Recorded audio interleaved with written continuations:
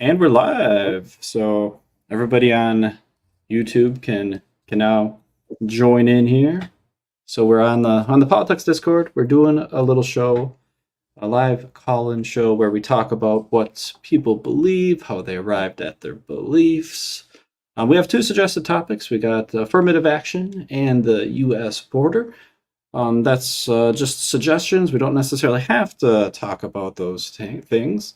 And I'm not here with David. David is not with me today, but I do have the lovely Mango. Mango, do you want to introduce yourself? Hi. Yep. Hi, everybody. My name's Mango. Uh, I am on the SE server. That's how I met Pierce here. Yeah, to be honest, politics is not like my strength, maybe, but I am excited to talk to everybody. Cool. I'm excited too. So the way this works is you can raise your hand, and then we bring you up on stage. We have a little chat about either or topic or a topic of your choice, and we kind of go from there. So we'll want to talk about what it is you believe, how confident you are, how you arrived at that belief, stuff like that. So if anybody wants to raise their hand, I saw someone raise their hand and then they put it down. I guess I got scared, maybe. I don't know, or nervous, but there's nothing to be nervous about. We are nice people. I know Mango is an extremely nice person. So be nice to me. Yeah, I'm more worried about Mango than the guests. So am I. There's nothing to be nervous about. Well, we don't have anybody with their hand up that I'm aware of yet. Hey, we got a few people. We will bring this person on up. Hello there. Hello. Hey. How's it going? How's it going? I was online with Mango a few minutes before this started, so I want to encourage her. You're doing great. Oh, thank you. Also, Carno here is an amazing guitarist and singer. He played a song right before I got on, in a supportive way. It was nice. Sweet. Love to see it. All right, so we want to talk about affirmative action. Or Okay. anything you want to talk about. That's a good a choice as any.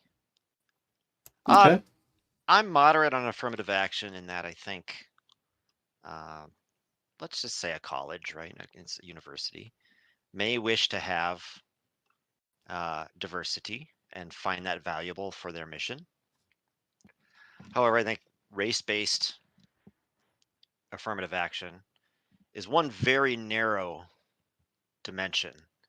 And if we just focus on that, or maybe gender or a couple others, I think we're kind of losing the point of diversity.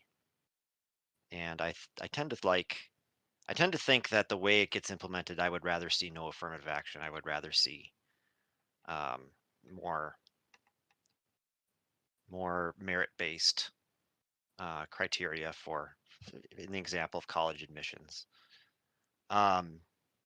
I could imagine a university doing it in a way that makes sense, but it doesn't seem like that happens very often, and so I'm kind of against it the way it often happens today.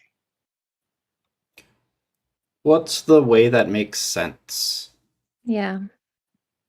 In my mind, it would be to get a very broad diversity, very in the truest sense of the word. It might be viewpoint diversity, it might be socioeconomic diversity, it might be diversity of height and weight, maybe. You know, it might be any. There could be hundreds of criteria, right? And it gets overwhelming, and I think that's probably why people don't go down that road, is because so many criteria to worry about, and then that makes me think, well, we better revert to something a little more fair. And what would that be? I suppose, see, there's the rub, right? What is fair, and what is the university's goal in admitting? I mean, it's typically talked about with university admissions, so I'll just talk about that. What's the goal of university admissions? You can argue about what that is, right? And so if the goal is have the best students we can admit the best 5,000 students every year, that's a lot different goal than I think universities actually have today. So, um, to me, if you're discriminating based on race to the exclusion of other criteria, that's really highly questionable. Like I don't know that I can get on board with that. However, I don't want to pretend that I know the best way to discriminate because obviously they have to discriminate, right? They're only accepting so many people. Mm. No, that's an interesting point. Yeah. Okay. What is the best way to determine which criteria to accept students? Um, well, if you've communicated criteria and you've made a point to like a private institution has a right to use whatever criteria they want. First of all, let me say that. Like if a private institution wants to discriminate based on race, I would probably be against it, but I don't think it should be outlawed. Um, but I mean, usually it's not that simple, right? Usually it's a complex combination of factors. So if you have a clear set of criteria and you announce them, then to me, let's stick to those. If you don't have a clear set of criteria and you want to leave it more subjective or more ill-defined to give you the freedom to accept different people, well, I think then you're inviting criticism.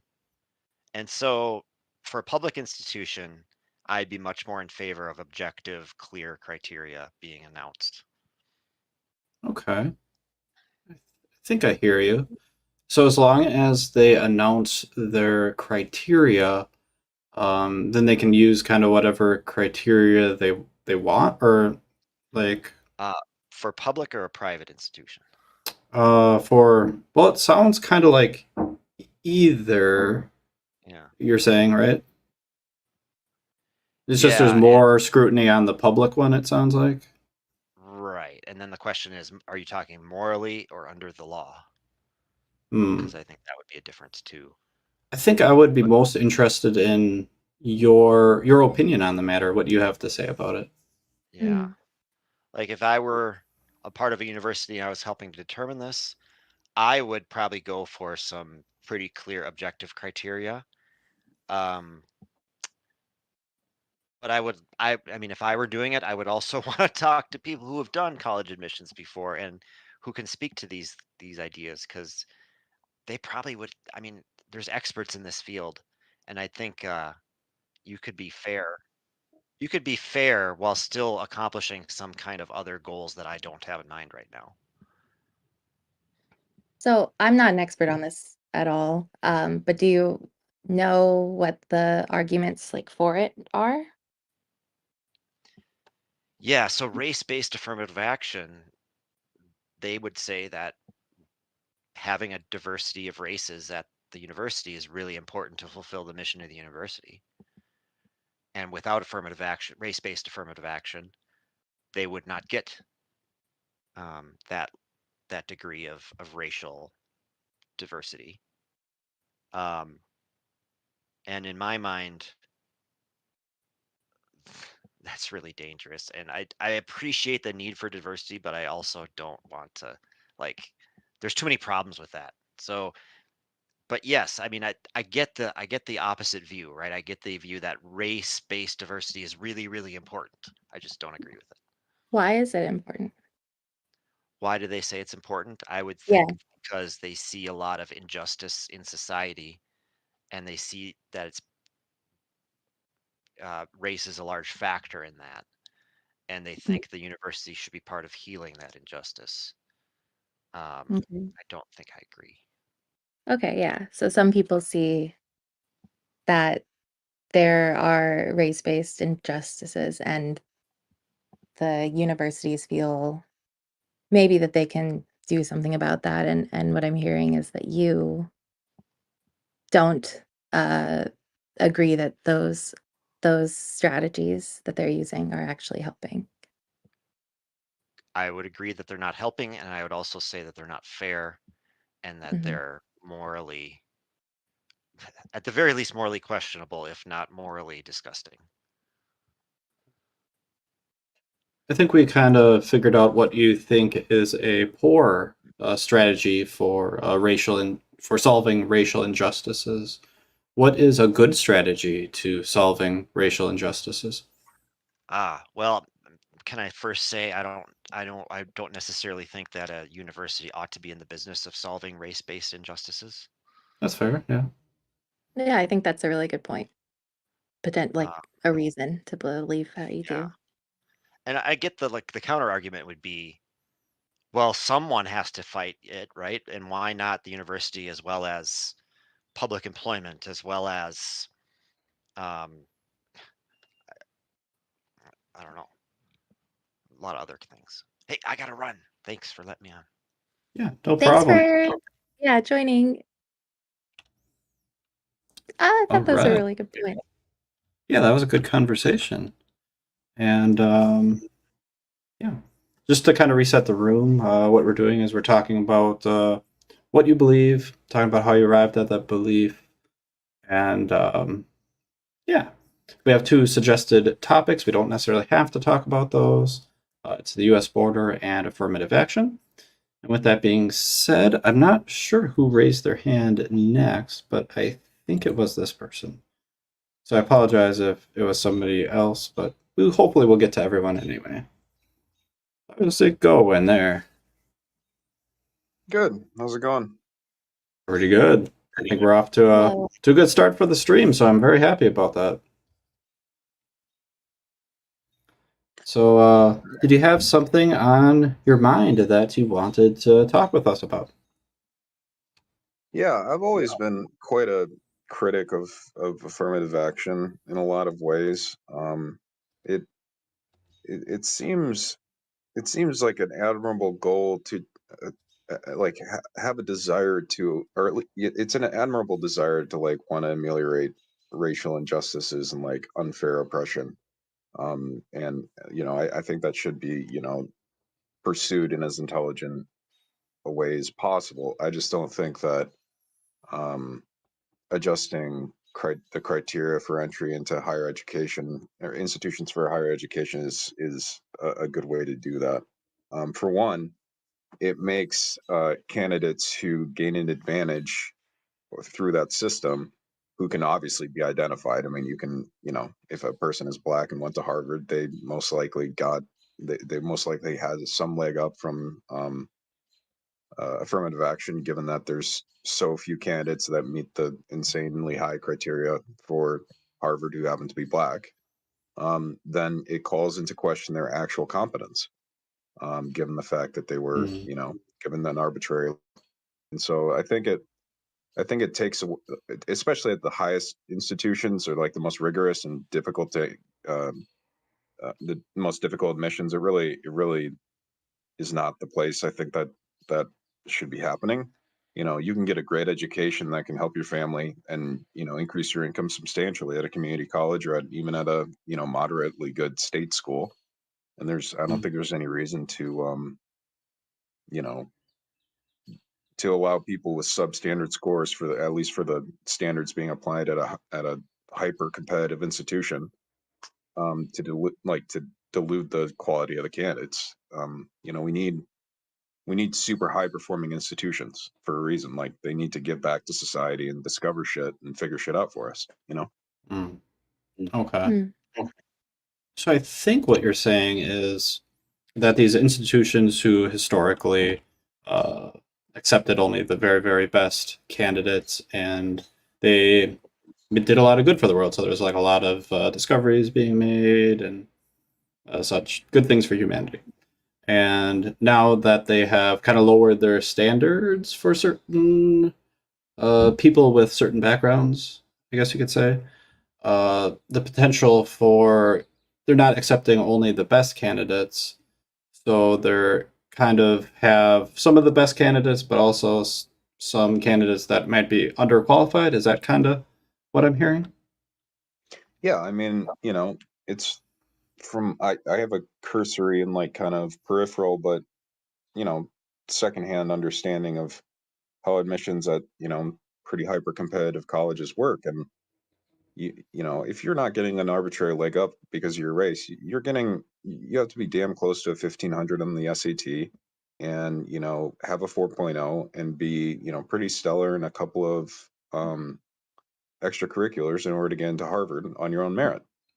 And then the moment you start putting people in there with 1350 and no extracurriculars or maybe one, you're taking away what is actually valuable about Harvard, which isn't the education. This is a misconception. People look at Harvard and say, well, the scandal where, if you remember back, there was a scandal where people were paying or bribing their way into these into these institutions, and then they were basically just performing they were performing adequately. Like, they weren't falling behind. They were kind of keeping up with the curriculum. But that isn't the value of Harvard. Like, the value of Harvard is that you're being selected at the get-go as an undergraduate for being one of the top candidates in the world.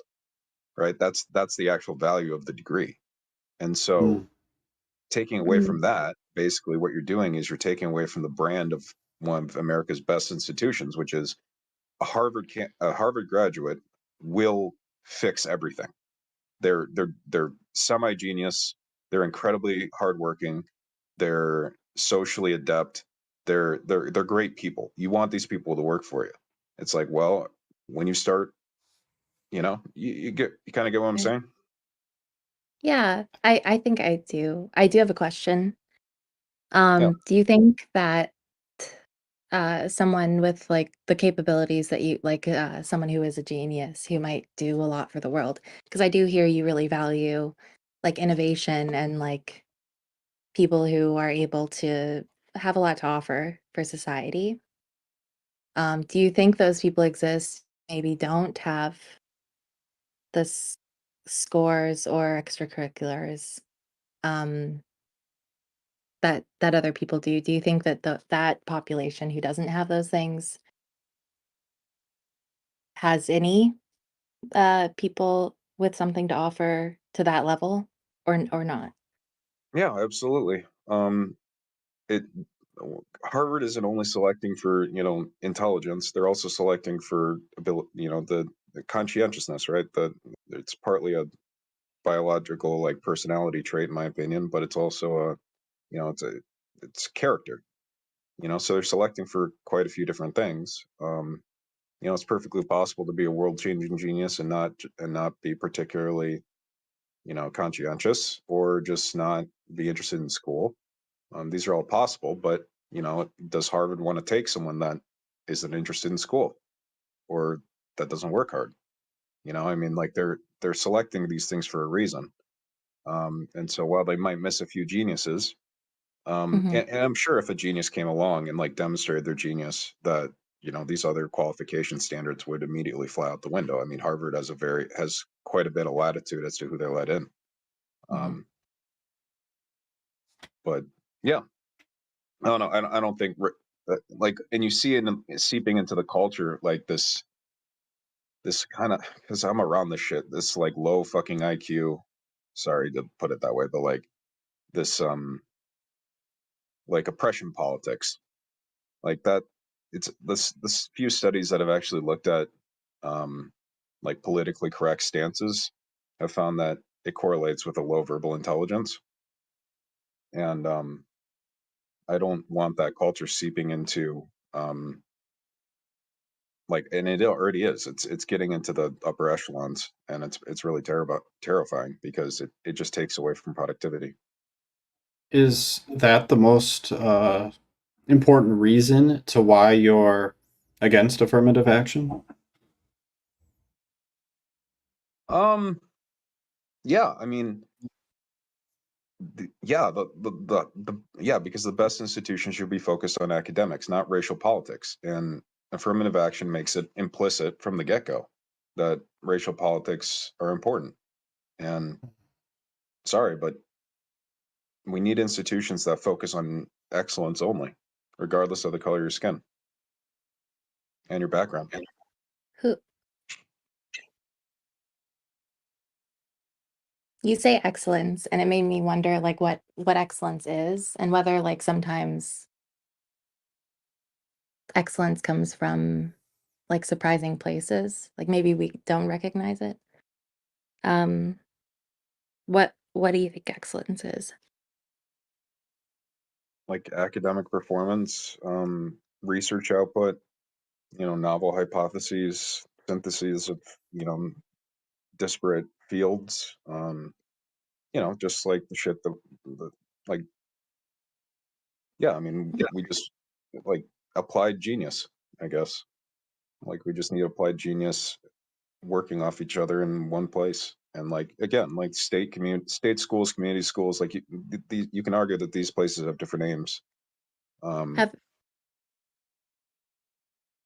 Oh, I'm sorry. I was just gonna ask, how have you has these policies affected you personally?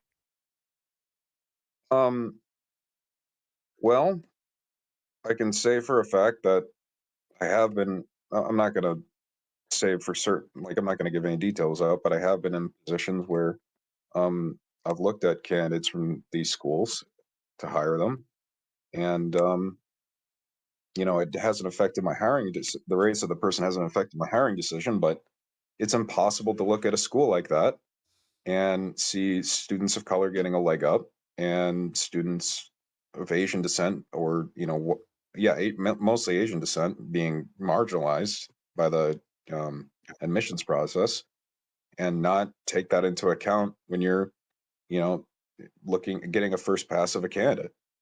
It just is what it is. I mean, if you got a 1350 and you went to Harvard, it's because of the color of your skin, and that calls your competence into question in a way that's not fair for the student. Because if they went to a good state school, no one would have any sort of doubt of their competence. If they graduate with good marks. But getting into Harvard with those sort of marks, it's like is what it is. So I hear that it feels like it's a disservice to the students, but also to like the country or the society that we're like missing out on some people who might really benefit from that admissions. Yeah, well, I mean, those institutions don't exist for the benefit of the students in my mind. They exist largely for the benefit of society. Like our goal Mhm. would take all the genius we can, cram it into all the genius that announces itself along with hard work, cram it into one spot and hope for the best. And it's like that's dying now. Now we have a bunch of people in there that are, I mean, if you get in because of their color of your skin, that's going to lend you towards a certain position on, again, like this oppression Olympic shit. And that's going to, I mean, these are incredibly politically correct places already. Like it's already kind of happening. And that really kind of disturbs me because it just gets in the way of the work.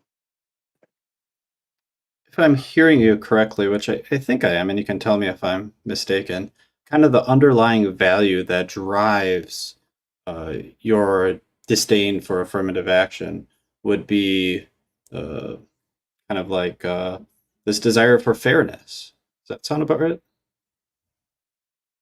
Um, Sort of.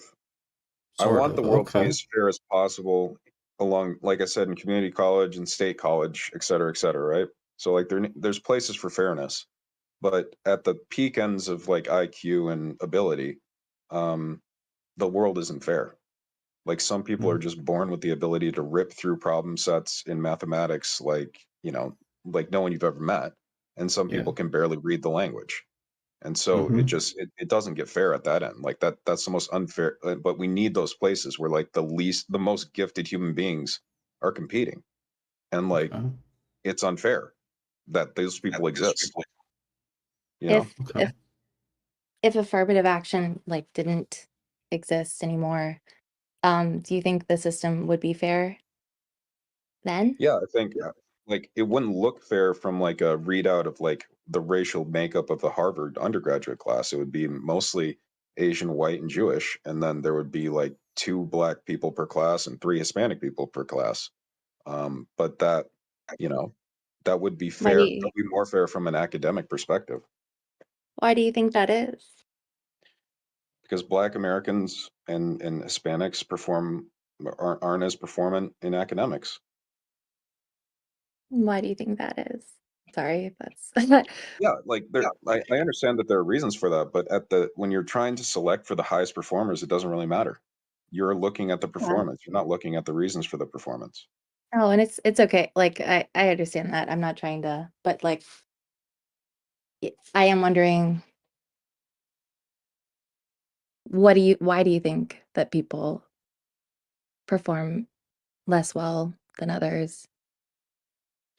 I think there's I mean, this is where it gets a little bit yikesy, but I mean, I don't really have any sort of bias against Black Americans or like any sort of racial hatred. I just I mean, if you look at what's prioritized in different cultures, Jewish culture prioritizes academic performance, financial literacy, um, overall achievement, and the numbers for Jewish and also Indian and Asian American, they speak for themselves. I mean, these are incredible, on far above the median income on average, and it's due to prioritizing the things that earn you a higher than median income. And I don't think those priorities are the same in African American or Hispanic culture. On just speaking very generally here, obviously, I'm not Mhm. saying that this is a universal. You mind if Um, I throw out a hypothetical to kind of test this a little bit? yeah. If there was like a African American who was adopted into a Jewish household at a super young age and raised as, you know, their son or daughter or whatever, do you think that they would be like academically excelling, or would they be more towards the average or bottom end? I think they would have a far better chance than being raised by people of a culture that didn't prioritize academic success. If you're asking if there's other variables outside of culture, yeah, I do think there's a biological variable to intelligence. Um, Hmm. I think the data indicate that. I don't relish it. I don't sit there like saying, "Oh, yay, I'm part of the smarter race." It's like, well, if we're going to play that game, I'm white. The data indicate that, we're kind of in the middle. But I'm not. This isn't Hmm. something that I'm like sitting here like with. I'm not. I'm saying basically, I don't enjoy that fact.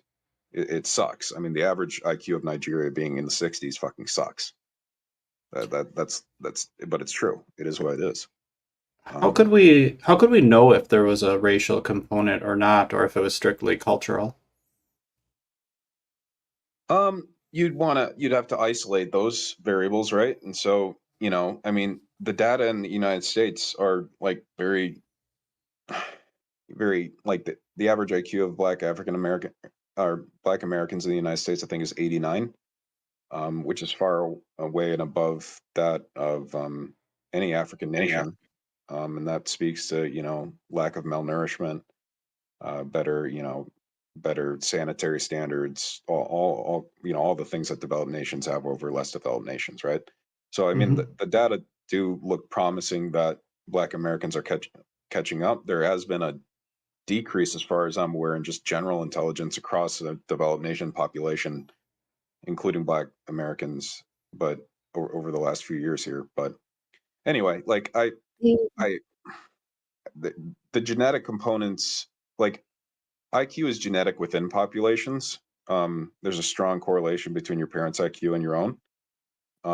And so it's more of a weak it's more of a weak assumption or like suspicion that there's racial differences in intelligence. I don't really, it wouldn't be something that I would stand on, but it does Do you happen to be the case that the differences are present in even in developed nations. do you think it's possible that like our measurement of IQ or other things like that might be biased? Like that there might be people who are intelligent, but we're just measuring their intelligence in a way that doesn't capture that. So yeah, I mean, for instance, there are, if you're I've read stories or accountings of like African tribes people who are illiterate and who, you show them a picture on a magazine, they can't really even parse what it is. Like they'll just stare at it and like not even understand because they've never seen a picture on a magazine before. But yet these people can spot like a gazelle in the brush like 500 meters away just by like hearing something, right? So I mean, like there's all the different types of like expressions of ability, I guess. But the ones that seem to scale, at least in terms of in terms of productivity and developed nations, are the ones that are tested for broadly in, um, the prevailing IQ tests, right? I mean, your ability to spot like a gazelle is far less important than your ability to read and abstract. And no, I think IQ is a pretty it's actually a rather disgusting variable in that it pretty much eats like 80% of the variance of any other variable ever discovered to measure like the ability to like process and think and everything. So Hmm. it kind Yeah. of sucks, but it is what it is in my mind. I picked up on something you said earlier, and I'm just kind of wondering on some clarification. So you said kind of like there's a correlation between race and I think you said intelligence, maybe you said IQ, I don't remember.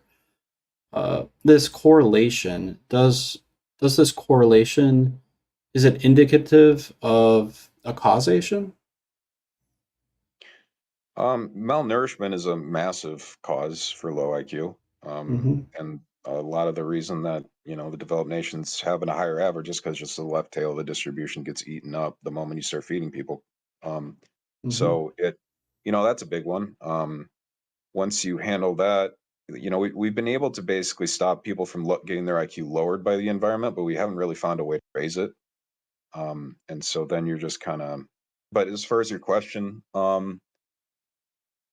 like the data indicate that there are racial differences in average IQ. Like that is, I don't know how you approach like sociology without accepting that. I do Does have it? a thought that I'd like to share, and this is kind of like personal to me, but I interned at a place, Anchorage Realizing Indigenous Student Excellence, and their whole angle was about how we collect data and whether that data is valid. And they found a lot of holes. Like one of them, Native children score a lot lower on what is it, kindergarten readiness, for example. And that when we looked at how that was measured, it was subjective based on the teacher's perspective. And that Native children, culturally, Native people in general, have like a lot of just the way that you communicate in that culture can be a lot more respect is very important. So there's a lot of pausing and waiting. You don't just speak up because you want to. And that in kindergarten classrooms looked like, you know, unintelligence, honestly. Sure. And so I guess I was just bringing that up because it felt like it applied that sometimes our data measurements aren't as applicable as we might think that they are. Right. Yeah. And that would be more of a heuristic for intelligence, just like the perception of the teacher as to like the student's ability. Um, when we get into the realm of IQ tests, that gets more that gets more reliable. Now, of course, you don't really test children with IQ tests. A lot of children will have, a 2 year, 3 year ahead of average start, especially if their parents are, going through books with them. That's a big predictor that actually affects intelligence, whether your parents spend time, reading with you, whether you like are touching books, handling them, learning, playing out, the process of reading them as a kid. Um, that's such a huge advantage. I don't think people really understand just how like that's 15 IQ points in verbal, I think, right there. If I had to guess. So, and that's not something that's I mean, with like if you look at black parenting or like black parenting rates, I should say, I mean, 70% of marriages out of wedlock, 50, so you go down the list of these stats and you start realizing like the likelihood of having a parent to teach you to do all this when you're when you're in a non-monogamous parenting situation is just far lower than it would be otherwise. So there's hundreds of different factors that play into this. It really is like a tragedy, but again, I still think that you have to have places that just ruthlessly select for merit, regardless of any in the same way we have the NBA. It's like just because your parents didn't teach you how to play ball and you grew up with a hard childhood doesn't mean that you get to play in the NBA. Doesn't mean you get to play in the NFL. Does in my mind shouldn't mean that you go to Harvard. Yeah. I just want Okay. I think that's. Oh yeah. Please, Pierce, go ahead. I just want to jump back with one last question that I was really itching to ask. So you said like there's a whole bunch of factors that are involved in how intelligent a person or a child ends up being, and I'm wondering with regards to figuring out if race is a factor, if something else was a factor, how could we know? How could we figure out if race is has an impact on how intelligent a person ends up being? I think we're running basically you need a society that had raised black, like reduced, what would it be? You need a society that somehow integrated black, African Americans, for example, into the culture to the point where they were in almost every way, in every social way, interchangeable with a native born citizen. So you need to flatten all the social issues surrounding race, and you need to do that for a significant amount of time. So that Okay. and then you basically look at outcomes after I mean, it's a very hard experiment to run. Hmm. There is some genetic data that demonstrate, or in my mind, at least hint at the fact that there are genes that code for higher intelligence that do seem to be less prevalent in African populations. But it's not conclusive. I frankly, I don't really. It's not a strong stance I would take. Honestly, Okay. it's more like a. It's more like of a. It seems likely. In my mind, the biggest reason it would be likely is just the difference in long-term planning between that caused by the environments of Europe, say, versus Africa. But just due to the weather, I think winter makes you have to think far more into the future. But that's more of just a suspicion. I don't know. Okay. Yeah, you said a few things. So we'd have if we wanted to know for sure, we'd probably have to conduct this test that you described, and then you said there might be this gene that was discovered, but it's not super conclusive. Yep. I guess with all these things being said, where should how confident should we be that uh, genetic or race is a factor in how intelligent someone is?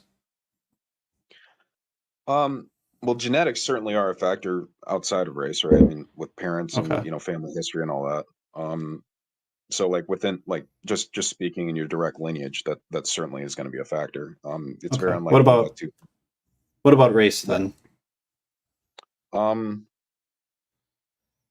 yeah, I don't think that's a conversation that's like that anyone can come down with a super strong stance on. I think it Hmm. would be unlikely if there were zero biological components to it, because it just so much of what we are is genetic. Um, so it just seems unlikely to me that there would be zero, but it certainly shouldn't be something we discriminate against. And it should only, of course, be taken in the context of, attempting to figure out a solution that, helps people, achieve whatever can be achieved. I don't, I'm not, it certainly shouldn't be like used as like a battering or as a stick to beat, yeah. Okay. Yep. All right. I don't think I have anything else. Mango, if you have anything else, now would be the I think my time. last question was just okay, so to what you said and Pierce reiterated, how do we bring up people to like an equal level? I think, like I said, I think less rigorous academic institutions are certainly a great way to get people educated without, sacrificing the upper echelons of. I think infrastructure spending is a great one. It gives people a lot of, our infrastructure is really lagging, especially in the United States, and it gives people jobs that aren't too like intellectually demanding, but are also, very helpful and productive, and they learn incredibly useful skills. Yeah, I mean, there's plenty of different ways that we can do that. I just yeah, we also have to have places that are just ruthless competition for excellence. That's that's Yeah. it. Well, I thought this was really interesting. Me too. Yeah, I Th- th- enjoyed it. thank you for coming up and talking with us. Yeah, thanks for having me. Yep. All right. We will move on to the next person. I believe this person was next. Hopefully that's accurate.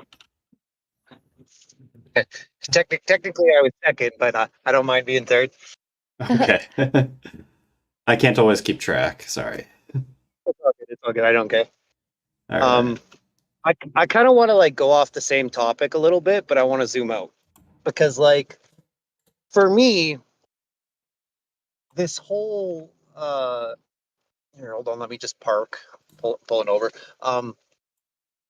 This what you're trying to do is equalize people's opportunity, right? And I think if we look into our economic model, like that's the major point of issue here, right?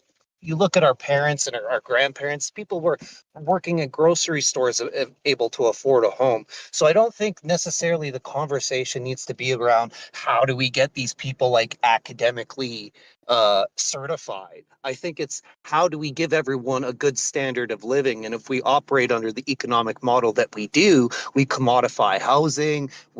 You can't afford it. Even if you go to school and you get an education, you're saddled with this debt and you can't even survive in society. I'm very lucky that I was kind of half-assed stupid and couldn't make it in college, so I went into trades, and it benefited me exponentially so because I didn't have to pay for my education. I live in Canada. They basically paid for it, right? You get a completion grant, you get employment insurance for going to school. So it's like you're better off being an asset or a cog in the wheel that's valuable in society than trying to do some sort of artsy degree that doesn't get you anywhere, right?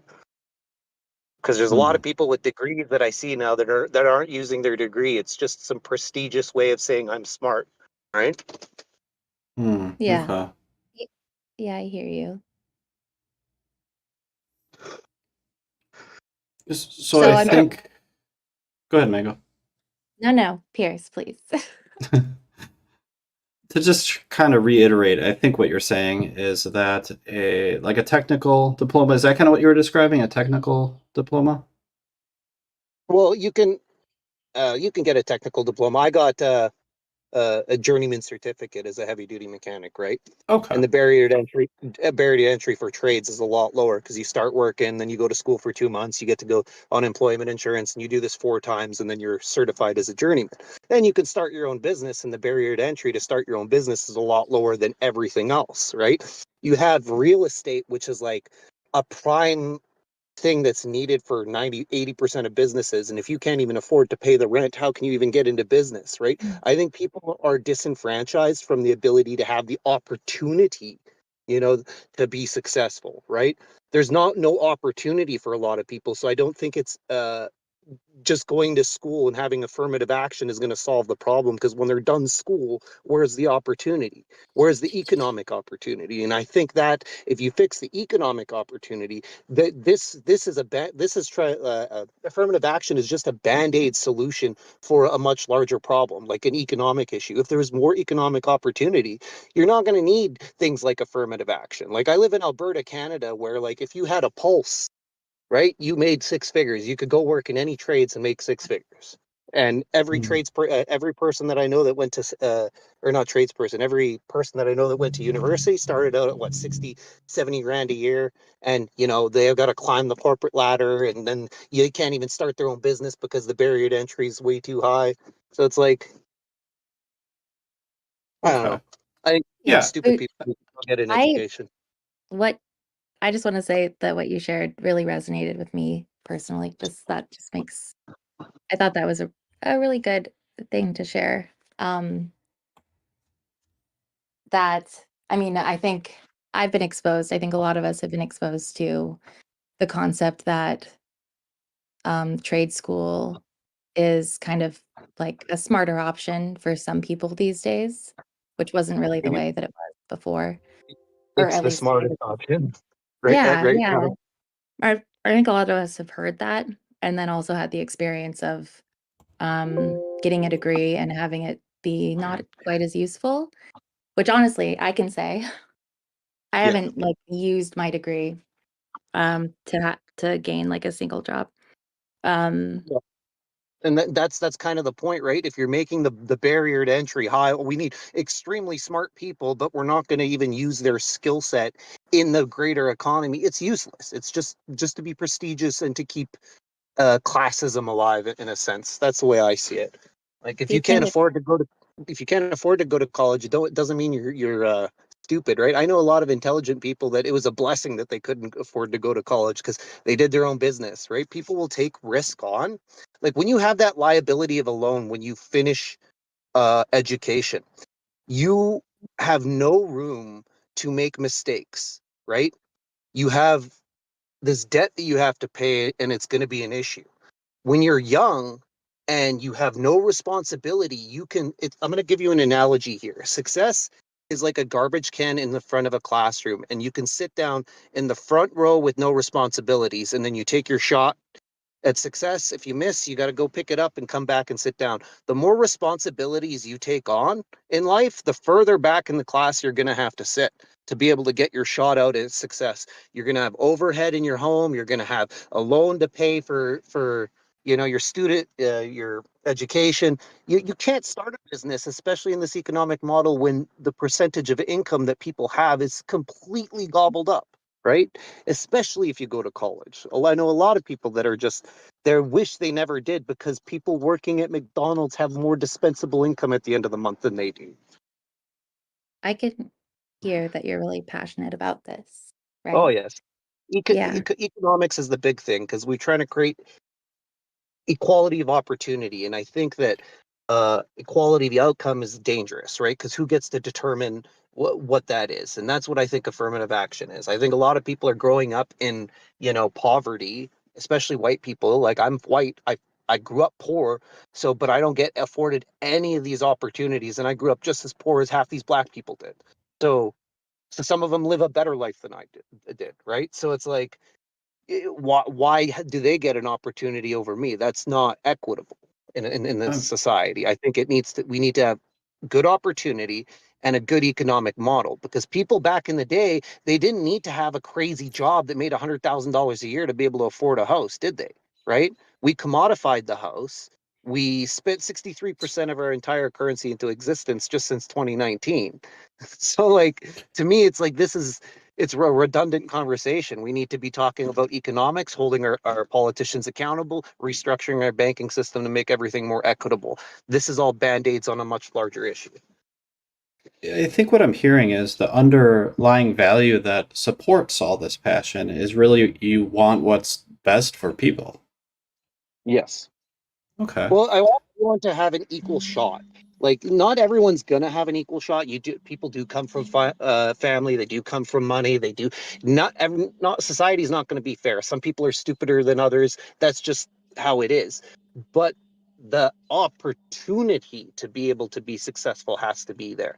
The jobs have to be there. The economics has to be there. And if you don't have it, no matter what you do in terms of policies to put band-aids on it, you're not solving a problem. Even if you could get these people, educated, what happens when they're done their education and they enter this fucked up economy where they can't get a good job that actually, like, What you know what I mean? we've yeah, you've said about a lot about what a poor strategy would be to get to this place where, you know, everybody's kind of well off, right? What's a good strategy to get there? Well, I mean, the best thing that we can do, like you can look at Canada pre 1974 and post 1974. Canada actually used its central bank as intended. It borrowed money at 0% interest. It put its people to work. It set up its country as a peacekeeping nation. It set up social services, old age pension. We set up our country as a peacekeeping nation. We were formidable. After post 1974, we had to borrow money from the Bank of International Settlements. So now we owe interest to private entities. Canada can no longer service its debt, the interest on its fucking debt anymore. Like the amount of debt we have, our taxpayer dollars don't even cover that. So we have to print more and more money into existence. So I think it comes back to the underlying structure of banking.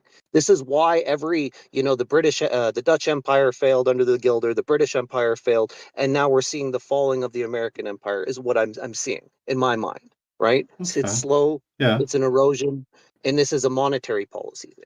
And people at the So highest people at the highest echelons of society don't care. They're not going to save it because we get to extract value. I get to arbitrage. I was a tradesperson until I made $300,000 a year, and then I had to start investing money. Now I arbitrage value in society. So why should I be able to make money off of the other people's essential productivity without even adding anything into society? If I buy a house and hold on to it and sell it for more, right? okay. Okay. I think I'm hearing you. I think I heard another strategy that probably wouldn't work, in your opinion. I'm not sure I heard what strategy would work. How do we get out of this mess? Well, you got to do what Iceland did. You jail the bankers. You Mm, go back to the system that was equitable. If money is created by means of law, why is it given to a private entity to create? All the banks are in the business of is issuing securities. They don't loan money. mm, Which is That something sounds you like probably have to. quite the challenge. Yeah. Oh yeah, but the only thing that is going to get us anywhere is we're going to go to war and we're going to reestablish a new monetary system. It's what's happened the last 15 times. So like, I don't know. So And I guess people I'm want to hearing argue about, yeah, but people want to no, argue I'm how do we make society better? But it's the fundamental equation. Like if you're going to run this equation, it's going to get bad to the point where like it doesn't matter what policy you have to try and make things better. It's like you're just trying to put band-aids on a pool that's leaking water and holes keep popping out and you keep slapping duct tape on there trying to keep the water inside the pool. That's all it is. well, I'm hearing affirmative action, even talk like the whole concept is kind of short-sighted to Yeah. addressing the problem. And I've used the Band-Aid metaphor for a lot of things. So I do understand what you're saying there. Yeah.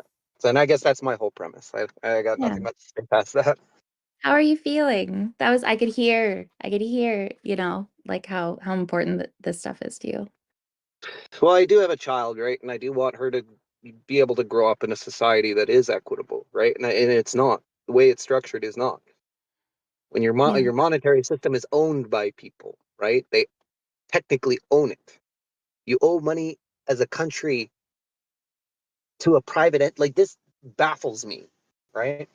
You But I want guess her to, the person with the biggest stick gets the control in the world, right? I think we could go the route of cryptocurrencies and have some sort of decentralized consensus mechanism, and take the tool away from these oppressive nations, right? Like even United States, people want to say the United States is this great fucking country of freedom, but me being half Lebanese and half Greek, and I see it from the other side of the world, I look at the United States as one of the biggest terrorists in the world.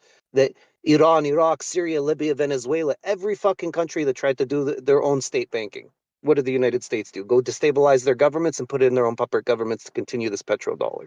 So no matter what, if people want to even do the things, even Libya with Muammar Gaddafi, anyone that wants to do something is going to be met by the force of the U.S. So it's an inevitable that you have to have a war with two nations to have a new system. But even when that other nation wins, or if this nation wins, they're just going to reestablish the same system. So maybe we're really good at building new systems and like rebuilding. After we're done rebuilding, that's when we start fucking destroying it, right? The productivity goes out the window. And I think that's just how history's repeated itself. So if we want, things to be more equitable, maybe we start up a new war and we see who wins. That's how we get there as fast as possible. Otherwise, it's not going to happen until I just the economy fails and we go to war.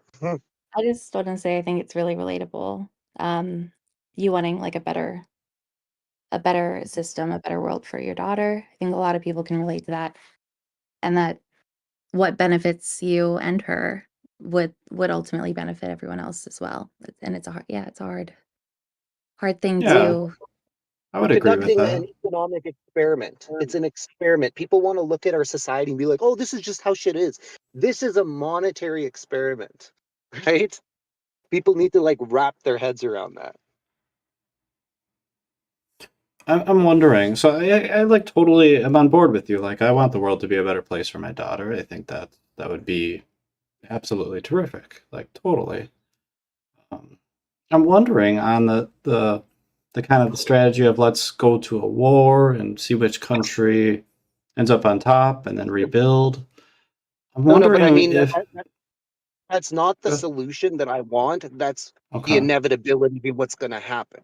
Okay, I see. I misunderstood you. Okay. Okay. Like, so to What me, would it's you like if want? that's the inevitability and that's the only way change is going to come about, speed it up, right? So it's kind Hmm. of like, you know what I mean? It's not that that's what the ideal solution. It's I don't know the solution. We need to start having the discussions around this and center it around this instead of all the dumb other shit that we're worried about, because we're all worried about symptoms of a much larger issue. So let's deal with the larger issue. And you want to talk about depression and all these other things in society. If you can't even like afford a house or a family, of course people are going to be depressed and whatever. Like, you deal Yeah. with the economic model and you're going to solve a lot more issues in society, and then you start dealing with the mental health issues after. Not, oh, people can't even see the light at the end of the tunnel, we got to deal with these mental health issues, blah blah blah. You're not even looking in the right place first. Yeah. I'd like to throw out a hypothetical here. So I got this buddy. His name's Alan. Real nice guy. He's never been to Earth Yeah. before. He's an alien. And he comes down and he sees, we're kind of in a little situation here, right? And Yeah. he wants to know, he's listening to our conversation and he really wants to know if, war and rebuilding is inevitable, right? He wants to know if that's really the case. What would be the best way for Alan to figure that out? Well, just to figure out that is inevitable. Yeah, yeah. I mean, Or if you could there's just, another solution. I mean, if you look at history, you can see what happens. If you look at the trade advantage that the United States has, when you possess the world reserve currency, you essentially have a trade advantage. You get to interact with other countries different than they interact with each other or how they interact with you. You get to print the money that the world uses, right? So essentially, what you can do in this paradigm is I can print US dollars, trade it for the X country's dollars because they want the US dollars to be able to buy oil because of the monopoly and the bullshit that we've done with Saudi Arabia. So we've created artificial demand for this dollar. Now we have a trade advantage. These other countries are on the other side of this trade advantage, right? The United States can print money, take the steel, take the whatever, buy it, ship it back to its country and make its people productive, while those countries actually have to operate under an honest productivity model to be able to sustain their economies, right? Instead of just being able to, you know, print a bunch of money, export a lot of the debt elsewhere in the world, right? And just keep this ball rolling. But when you're on the other side of this, you don't like the trade. It's not an equitable a trade agreement. So no matter what the forces are that be, is I want to change this paradigm. No matter what, people will always want to change that paradigm. That's why, the Mm, pendulum swings. It goes from one empire okay. to a fucking another, and then it goes back to another empire to another. Nobody wants to be Yeah. And Alan was subject to listening one to our whole conversation here, and he heard you earlier. You were talking about like cryptocurrency, and maybe that's a possible way out. And he's Yeah. really wondering, like, maybe that's a solution. Why can't that be a solution? Like everybody starts using cryptocurrency, and I maybe we can avoid very war. much think I would totally agree with it. I'm actually a big cryptocurrency advocate. Lots of people laugh the idea out in this Discord and will argue against it to end the end of fucking time. But for me, it's like this is the only solution for this greater problem, and people can't understand this greater problem. And I think we've done a good idea to like illustrate it here. But if you have this decentralized consensus mechanism, you use things like Cardano with smart contracts, and you could replace, you know, so many different parts of the government can literally be automated, bro. Like you want to register your vehicle, you could easily just take a picture of the VIN and fucking take a picture of the fucking whatever, and deploy a smart contract, and now your vehicle is registered, right? You don't have to go to a DMV or go to at least here in Canada we have like registries, and it is government funded or provincially funded and stuff. So you eliminate a lot of fucking bullshit jobs and you minimize the size of government at least, right? So just the technology alone has the ability to do really cool things where Yeah. but you're So I'm playing this hearing game. We have uh something that didn't happen throughout history. The amount of deflationary force from technological revolution that we had has really combated a lot of our inflationary policies, right? If someone's Yeah. farming with their hands versus getting a So tractor, right? You know what I so mean? I So hate like I hate to cut you short here, but what I'm hearing is there's another solution other than war. There's another possibility, right? yes, but I think we're getting to a point, technologically speaking, where we're not really making the same leaps and bounds, I don't think, in terms of productivity. Okay. Well, we've been talking for quite a bit, and we got a few other people with their hands up, so I think we're probably going to move on. Unless, Mango, do you have something else that you wanted to say before we move on? I have one last thing. I just was gonna say, Right. I really appreciate your passion, and I think that we share a lot of the same goals, and I think probably a lot of other people, as far as just quality of life for everyone, and there's no clear answer, and it's really hard, and I hear that you feel you have found something that works better, and I think there are a lot of people that agree with you, and it's so hard. It's just so complicated, but I really appreciate your priorities and your values. Yeah, you got to walk against the herd for a hot minute, right?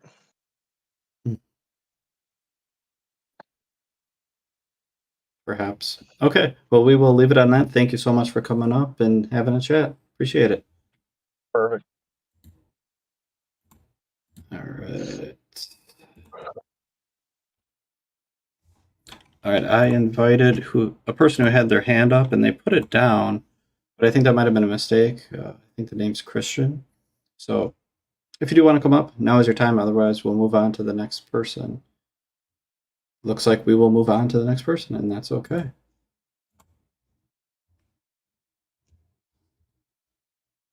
Hello, Purple Bear. How's it going? You've been waiting a while. Oh yeah, it's all right. How you doing? I'm doing really great. Really great.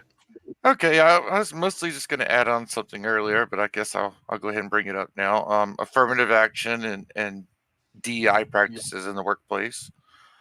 What are DI?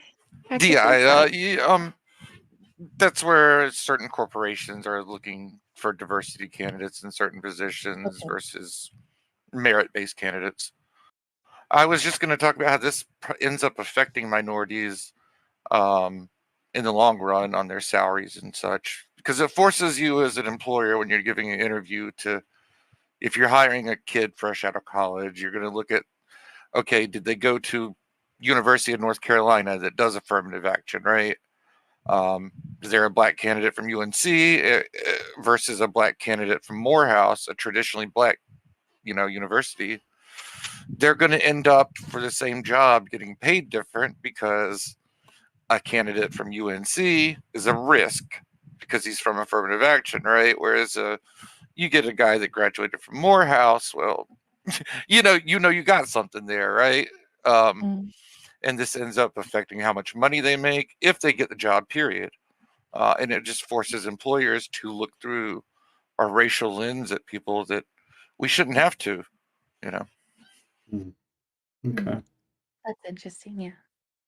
Yeah, and then it later on affects people because obviously how much money you make, it comes out to be in thousands of dollars a year, you know.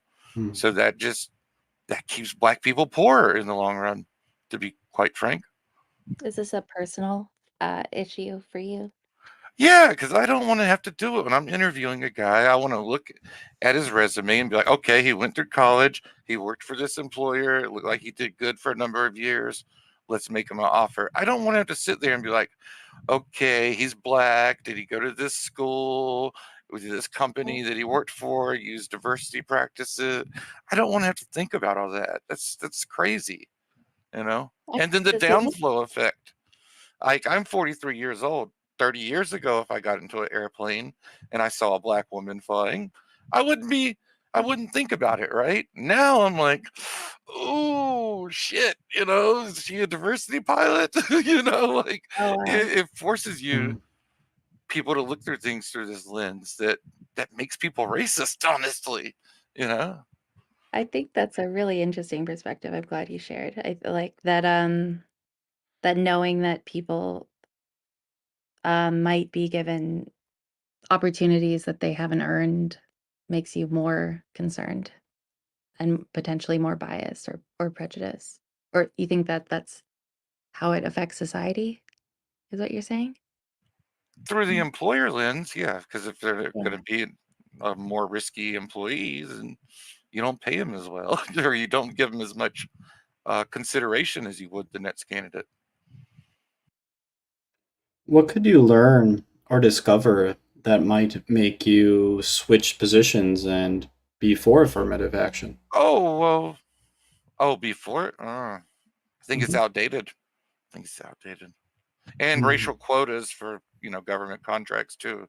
Why should a certain amount of my company have to be from each race that you deem? Like, I should hire people who are qualified. And, like in my business, it's mostly Hispanic people, dominant Hispanics.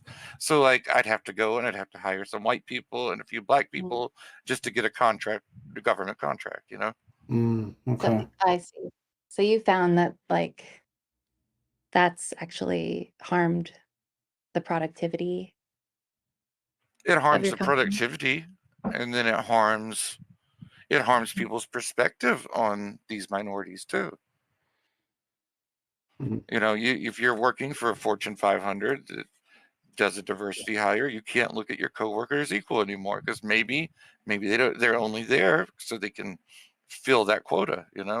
You judge them more harshly than you would someone else. Oh, If sorry, Pierce. you want me to go, okay. Yeah. If Sorry. if affirmative action wasn't in place, it wasn't in the government, it wasn't in schooling anywhere, or DI in the workplace, I suppose you could say. If that wasn't the case, what do you think the world would look like? How would it be different? Well, I can tell you what it looked like because I was hiring people before DEI in the workplace was a thing, and Okay. we looked at where they looked, their position, and who we could speak to, on their from that had formerly employed them, and we made a judgment call, and we didn't have to think, oh my God, did this company just hire him or give him the job because he's a Black dude or he's Hispanic or whatever, Yeah. because he's gay, and very effeminate. We didn't have to worry about that shit. Okay. Stuff. Sorry, I didn't mean to cuss in your room. It's okay. I think the last guy was all over the place in that department. But is it possible that the world might look a little bit different? Could under no DI, could the world look like where an employer could only choose to hire people who looked like Alan the Alien and only hired green aliens? Well, that restaurant called Hooters does something like that, right? They only want to hire good-looking women, and that's their business model. And fuck it, if that's their business model, do it, brothers. But yeah, I don't really think. Sorry, I forgot. I'm lost. Yeah, so ask the like, question again. yeah, could the world look like it where employers are being racially biased and only hiring one race because they only like that race or something? Could that happen in that world? Yeah. I suppose, yeah, it could. It's just highly unlikely to happen because what are we chasing at the end of the day? Money. And whoever makes you money is a good hire. It doesn't really matter what color they are, where they came from, what their religion or sexuality is, right? None of that matters if they're not making you money. If they're making you money is what the ultimate factor at the end of the day. Do they come to work on time? Are they here every day? Are they providing value? And I wonder if an employer could have a belief that a certain race may not be valuable when in fact they actually are. oh yeah. I mean, there's going to be dickheads of every in every Sure. group, employers included. So you can't really stop that part from happening, but the majority of us at the end of the day, that's what we care about. Small business owners is we need to make a profit. Okay. So I think what I'm hearing is that the drawbacks to DI, where the ones you listed, are more important than a potential benefit of restricting potential racist employers. Yeah. I think turning the whole world race conscious like this is counterproductive. It's a way to create more racism than it is to end it. Okay. How? Or this not might even, go. maybe not racist, but discriminatory, because that is discriminatory if you're giving a Gender guy too. less money, it sucks to say you don't want to do it, but that's the way the world works now. And you just have to adapt. You mind if we kind of switch gears ever so slightly? Yeah. So this might not be the best way to end racism. I'm wondering, in your opinion, how do we get there? How do we end racism? What's the best strategy? In this context, it would be going back to a merit-based system where you can look someone different than you in the eye and know that they're equal. That's the best way. Okay. How will that accomplish ending racism? Walk me down that path. Because you're seeing another person as equal. That's the very definition of ending racism. If you see a man as your equal, in my mind, you're not a racist. I'm on board with that definition. How do we get everybody on board with that? That's a big question, Pierce. It is. I know. I'm sorry. I don't know. I can just speak to this little small sliver as, just as a small business owner. That's my small slice of the world. So I don't know about the bigger world, man. How to end racism? No idea. Do you feel like you encounter racism in your life? I guess. Oh I don't no! know. I'm an upper middle class white man in South Carolina. I am doing fine. Okay, yeah. I don't know how to end racism either, but I do wonder if it is just like a personal thing. Like we can't affect the world, but we can affect. I might have had a little homophobia in the late '90s, early 2000s, but at the end of it, it wasn't a big deal. That's why is that not a big deal now? Because I'm 43 and now I'm the victor, not the victim. Okay, so yeah, your perspective changed or other people's perspective changed. Yeah, because look at those homophobes now, and look at me. Fuck them. Where did they get? What did they do with their lives? Not a damn thing. So yeah, I feel like a victor. Yeah. I appreciate your perspective. I don't know.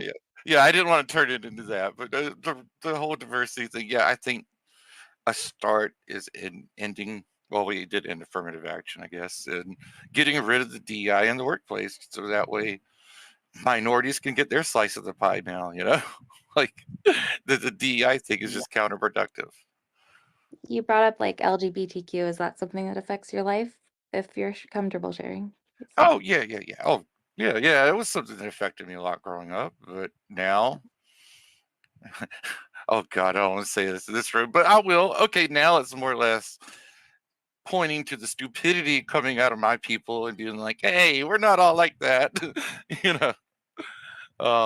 That's more how it affects me these days. When I was younger, it was having to gotten like 2 physical fights with my football teammates, and people being angry. How could you not tell me? Um, I see. yeah. I appreciate you sharing. Yeah. But hey, it forced me into a position to be more independent, and it worked out in the long run. So I'm not bitching. You're definitely not bitching. No. It sounds but it sounds like If it wasn't adversity makes men, what can I say? And if I wouldn't and have faced women. that, maybe I wouldn't be who I am. Yeah, no, Hmm. exactly. And I think your perspective, like the perspective you shared on DI, affirmative action, kind of reflects the fact that you've maybe understand more of different sides of that sort of issue. Well, yeah, because I wouldn't want anyone looking at me and being like, well, he's a homosexual. Let's definitely hire him, even though he's a little underqualified and doesn't seem like a good fit. I don't want that. At the end of the day, Hmm. I want to be able to look at any straight man in the eye and have him know that I can compete on the field with him any goddamn day. And I am an equal man. And Yeah. It becomes a non-issue. That would be nice. Exactly. Yeah. Hmm. It sounds like that's really the underlying whatever's underlying your unapproval of DI. It sounds like that's really an important part of it. That value. Well, yeah. I don't want anyone to look at me like I'm a diversity hire. I own the company, but I don't want anyone looking at me like, oh yeah, he took a grant, for homosexuals only or anything. Because I didn't. I never did that. So I guess I do have a question. Like, is it that we get rid of diversity hire because of the prejudice, maybe? Shoot. I'm not sure if actually I did not form this question before I started talking. I think what you're getting at is end it because it causes people to be race conscious. Is that what you were getting at? It's almost like should we focus on people not being racist, or should we focus on not like giving people those opportunities in the first place so that other people are not in a position to be racist? That sounds like a very biased thought, and maybe it is. So you're asking, should we keep DI and just tell people, hey, don't be racist? Don't think about Right. the It's just system. guys, Right. and maybe, yeah, and maybe I am like that. Honestly, like I'm very uninformed on these issues, to be honest. But I'm also like very equality oriented, just as a person. So it sucks, the idea that like people don't have the same opportunities, and that's across the board for everyone. There's no like, I don't think anyone's, except for maybe the 1%, is like, you know, super successful right now. So we're all struggling. But yeah, do we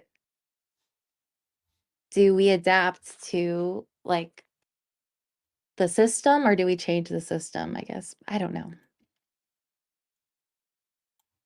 I don't know if I'm making sense. We can move on. I would just say I just don't think it's possible. Like if you have to tell your human resources person, hey, I need 25% black people, I need a few Latinos, we need some Asians to fill our quotas, how you could stop people from being like, well, this person's here just because we don't have a lot of Asians in our community. We had to get the token Asian, or we had to get the token gay guy, or It kind of feels like that might happen whether or not someone was qualified, maybe.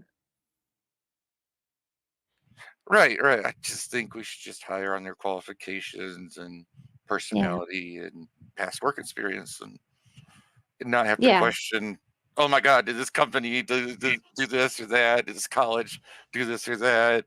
And which race are they? And how does it affect that? It's just a lot of hassle an employer we don't need to deal with, you know? I can see if affirmative action or DI didn't exist, that we would people wouldn't maybe have those questions about people's abilities.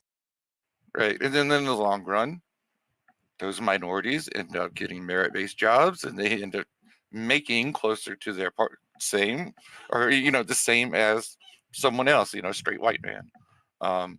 And that at the end of the day, it's all about money, right? That's what everyone wants.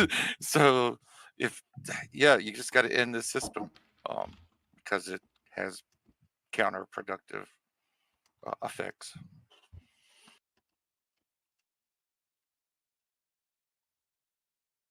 And that was all I wanted to talk about. Sorry, guys, if I rambled a little. How did you think our questions were? How do you think the conversation went? Oh, just fine. I just had a little perspective I wanted to give, and you guys listened and asked some good questions. I appreciate it. Okay. Did it help you think about? Your stance? Oh, Lord knows at the end of the day, I'm still going to hire and fire the way I have been, man. I'm not, I'm dealing with the world as it is. So, yeah. Okay.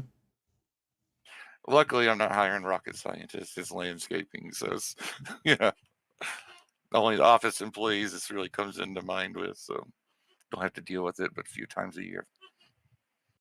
Cool. Yeah. All right. Got anything left, Mango, for purple there? I guess I felt like maybe I put too much of my opinion into that. Is that? Maybe. Nah, you were good. You were fine. Okay. Thank you. Okay. I appreciate your perspective. That was interesting. I guess, yeah, if there's any questions for an employer, I'll take them, but that was all I had to say, I guess. All right, that's all I got then. All right, Me cool. too. All right. Thank you. Bye, guys. Bye. Bye.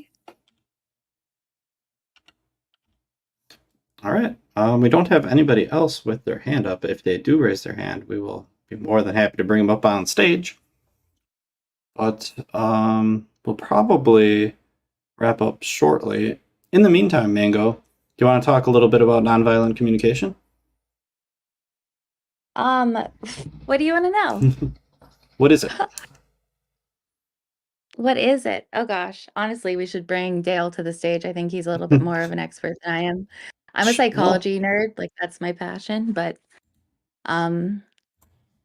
yeah, I don't think I could explain, but I think Dale could probably explain better. I'm sure he could. If I he's invited him willing. on stage. Otherwise, Yeah, I if he's will do willing. my best.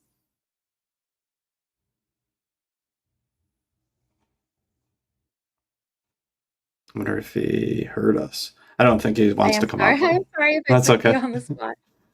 I'm sorry, I put you on the spot. No, you're good. I think I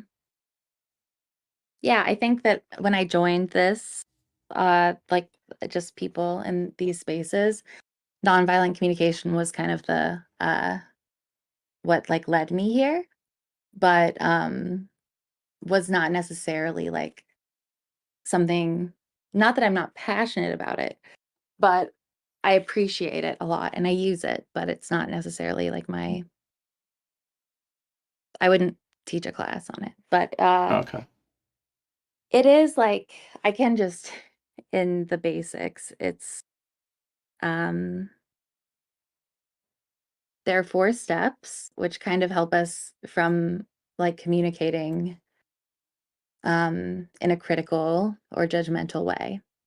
So it's just a way of communicating that is, they call it nonviolent. Some people really have that word violent can carry a lot of weight. So I don't know how harmful that word is to the cause or like the perspective, but basically the 4 steps are observation. So you make an observation about what happens instead of a judgment. So it's important to be aware of the difference between judgments and observations. And then the second step is your feelings. So it's just saying like how what you observed happening made you feel. And then you express your needs, like what need you're having that isn't met, and then you make a request. Um, and there are so many examples. I don't know if I have one on like ready, but there are so many examples of like situations in which we we say something and it's not heard because of the way that we say it. So like let's say you're in a relationship and you're overwhelmed and the dishes are not done or something, right? And you just like say like you never do the dishes, blah, right? That kind of causes the other person to feel criticized and get defensive and really inhibits communication and understanding and the support that you're supposed to or like hopefully are getting from your partner. So another way to say that would be like an observation of like man we have a lot of dishes in the sink, right? Observation. Feelings, I am feeling really overwhelmed with all of the responsibilities in my life right now. Needs, I really need a break. I need some like relaxation, rest, whatever. Um Requests, can you help me? Can you help me with these chores, you know? And that is just so much more successful most of the time in communication and then also getting your needs met. Yeah, that was beautifully put. That was a great example. I don't want to put you on the Yay. spot too much here, but you kind of come from a background of psychology. You're familiar with nonviolent communication. And then you kind of were led to street epistemology and what we're calling now compassionate epistemology. What do you think about those two things? Yeah, it was super interesting. I'm so glad I was invited. I just really lucky that I ended up meeting this group of people, and um, I get a lot of like just a lot of positivity from the talking to people who are interested in having respectful conversations and like just bring a lot of critical thinking. And I don't know, it just feels like we have the same goals and I feel really safe in those conversations. So I've really enjoyed it. Um SE was a new concept to me when I joined. And I've only been here for like a month or so. So I still feel like very new to the concept, but I care a lot about the healthy communication and boundaries. And I think SE does a really good job of that. Um, I don't want to say anything incorrect, but I think CE is still kind of in, which is compassionate epistemology, is still kind of in the works as far as like how we're defining it. But I think that whatever it is maybe more in line with what I do naturally than SE is. Okay. I imagine, at least for me, I put a lot more emphasis on kind of like the emotional aspects of a person's experience. Yeah. Not that SE doesn't, but that No, I think you're SE, right with that assumption. mm, I think I don't think SE puts a lot of emphasis on there. At least most practitioners tend to concentrate on a truth claim and like a logical reason why that truth claim might be, how their conversation partner has arrived at that truth claim. And I think we really struggle sometimes with those should claims, which I think CE is something that's really valuable in Like how you kind of performed tonight. You concentrated a lot on the feelings and the needs, I think. And I think there's also a ton of value there. What do you think the value is? I think the value is that sometimes when people determine a should claim, uh, DI should be eliminated, affirmative action should be eliminated. I think that comes from a value, and that value is being upheld most likely by a need. And I don't think that there's necessarily a truth claim. Sometimes there is, but I think a lot of the times it's strictly the value and the need. And I don't think straight epistemology, at least how it's being practiced right now by most people, I don't think it gets down that deep. I totally agree with what you're saying. I mean, not that you would know more about the SE aspect, but I do think that,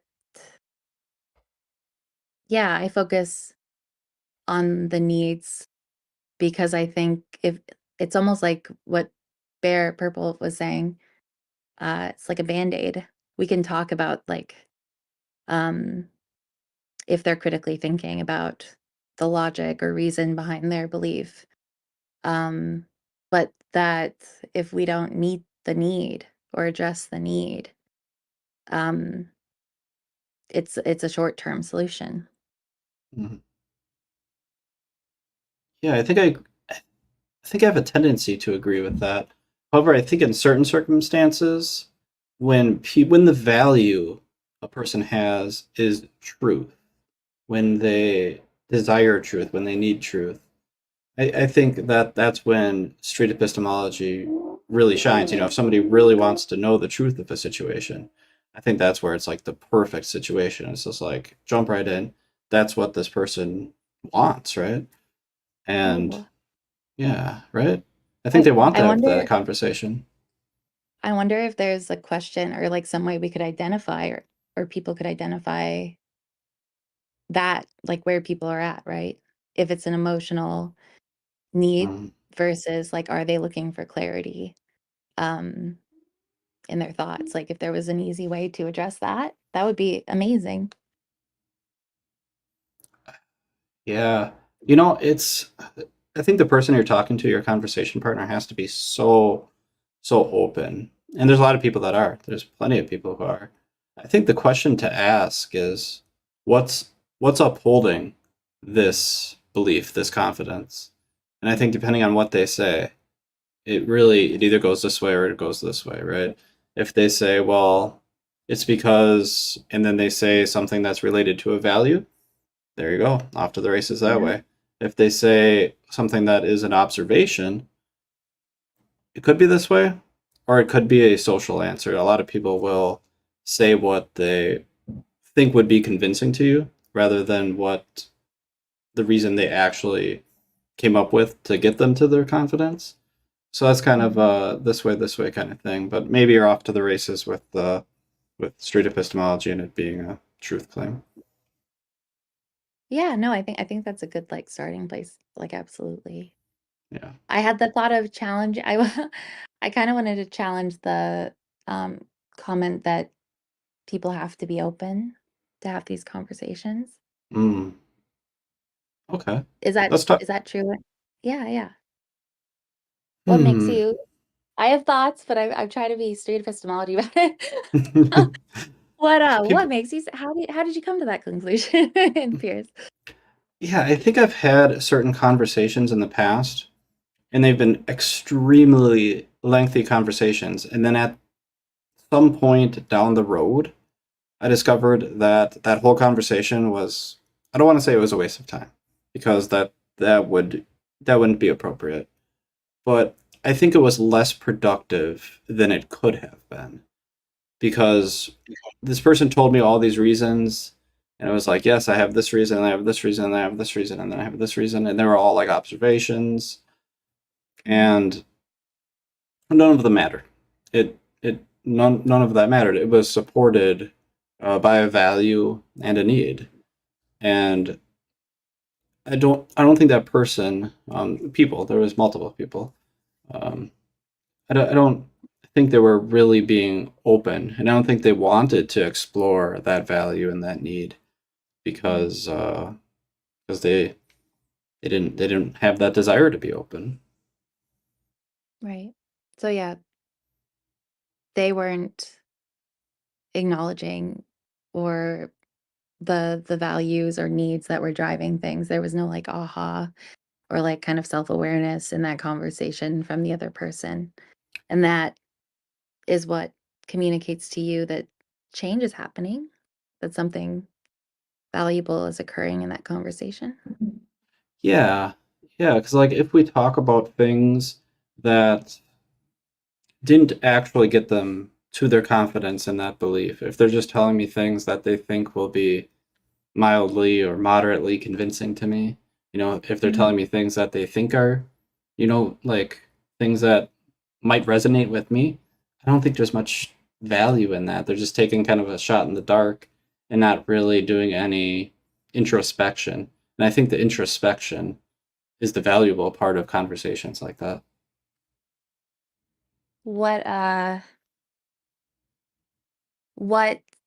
how did you come to that conclusion? Like really that's where the value is? Because Mhm. I guess I'm wondering if people can have conversations in which they don't budge, Yeah, potentially many times, that are still important to like part of the changing their minds concept, potentially. yeah. I don't think that changing their mind is the valuable part. Just kind of for Right. clarity, I That think sounds the great. yeah, the introspection itself of just thinking about, okay, this is what's beneath this belief. I think that's the valuable part. It's not whether you change your confidence. It's just thinking about what underlies it. And even if you remain at the same confidence, at least you looked at it and you thought about it. So the willingness to change your Yeah. mind, maybe. Yeah. No, I Yeah. agree. I was just thinking like maybe I wonder if there is if there is any benefit, like if there are moments that kind of assist maybe that willingness or self-awareness, that such as talking to somebody who presents different ideas or ideals, right? I wonder if like that conversation is still meaningful, helpful, like part of the journey. I hope it is because I've talked to people who don't change, like don't really seem willing. But I guess I do feel like that still has some, Yeah, I think you it know, I think it could, depending on kind of your strategy. I think you might, with conversations like that, I think it might be really important to address when when that person thinks it's appropriate to change their mind, right? And I think if you take it in that direction, I think it can be super valuable. yeah. Well, we got a few people with their hands up, or actually just one Dope. now. Yeah, let's bring up one more person. I appreciate you, Pierce. That was a really nice little Yeah, conversation. that was awesome. I might just clip that out. That was great. Cut it out. Yeah. No, keep it in, but make it its own little Oh, thing. I see. I see. Yeah. How's it going there?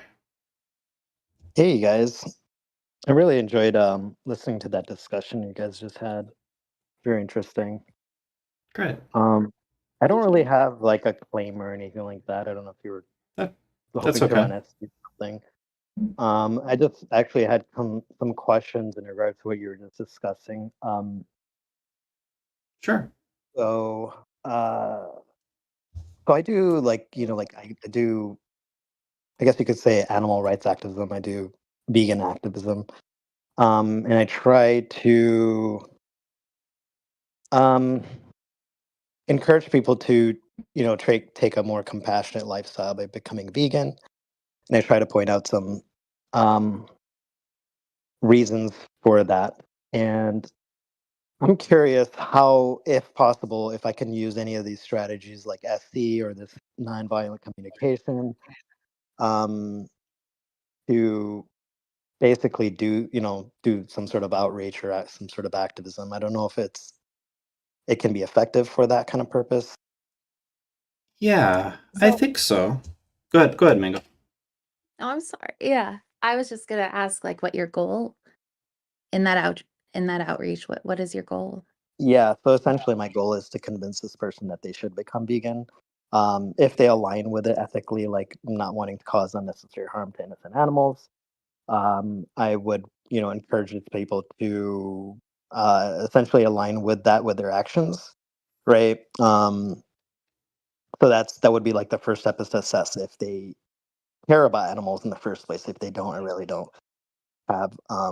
I mean, there's other routes. Like, I mean, I can encourage them to if they consider their health. There's definitely a lot of evidence that points to like plant-based whole foods, plant-based diets being better for health, lower risk of diseases and such. Um, but ultimately, it's going to be like an ethical persuasion that I'm trying to. Mhm. That's the route I'm trying to go, basically. So I Mm. hear a lot of like respect for their autonomy there, which I appreciate. Like you're not trying to convince people who um disagree. So kind of prioritizing maybe understanding, communication, curiosity, versus like agreement. You don't have to agree, or they don't have to agree with you. Well, I mean, yeah, and I think a lot of that's they don't have to agree with me, of course. But that's the goal, right? Like, I do want to convince them that it's you know wrong to unnecessarily harm animals. And Mm. with the consumption of these products, that's ultimately what they're going to be supporting, and with the purchases of these products, right? So I do ultimately want to convince them of that. Excuse me. Sorry, I'm Right. still getting over like a small cold or something.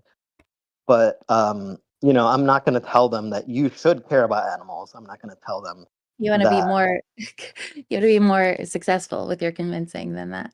Yeah. So generally, I assess what their values are in the first place. Do they even care about animals?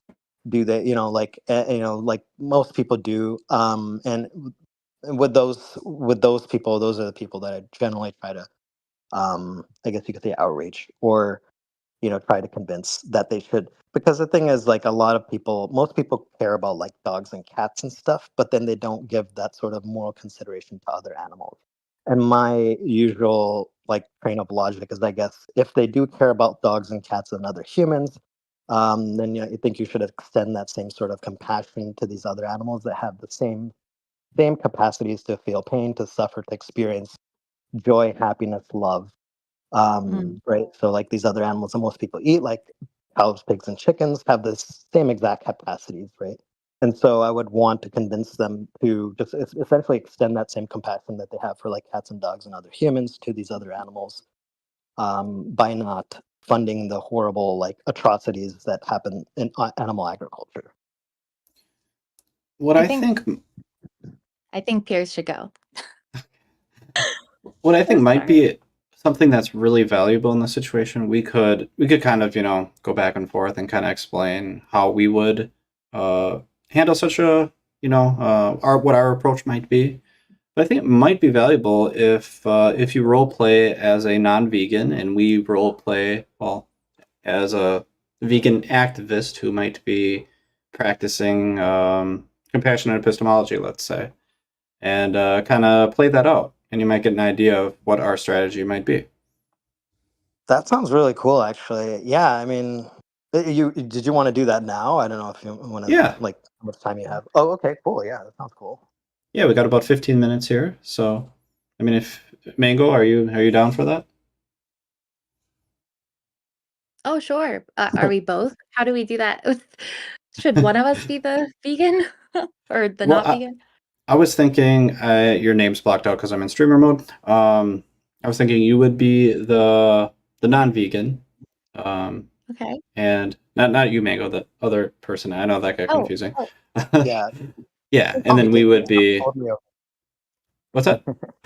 You can call me Dingus or Kitty, whatever. I'm totally okay with All it. right, gotcha. Like it's actually, I think it's or it's fine. Okay, Understood. cool. Dingus. Uh, All right, you yeah. will be the non-vegan, and we will be the other Perfect. people. All I'm a right, Dingus, not so vegan. all right, so let's get started. So, wait. What's our goal? Is it ah, to like embody like maybe what they would do, or it's a better version? yeah, what Something. we would do. I know we don't share the same goal as Dingus likely. I mean, I don't know what your goals are, but my goals would be just to explore the values, the needs. And I'm going to kind of stick with that, but I think that's actually, even if we have different goals, I think the outcome, the strategy should be the same, in my opinion. So I don't think it makes Mhm. much of a difference. Okay. And maybe Dingus hearing or talking about the other side. That's always helpful for Yeah, absolutely. me.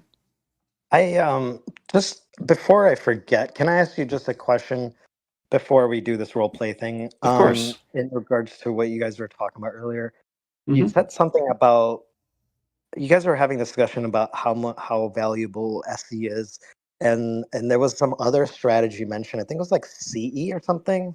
Is that right? Yes, What is that? compassionate epistemology. I actually dropped a link in the chat, so if you do want to check out a server that is dedicated to that, that's where it will be.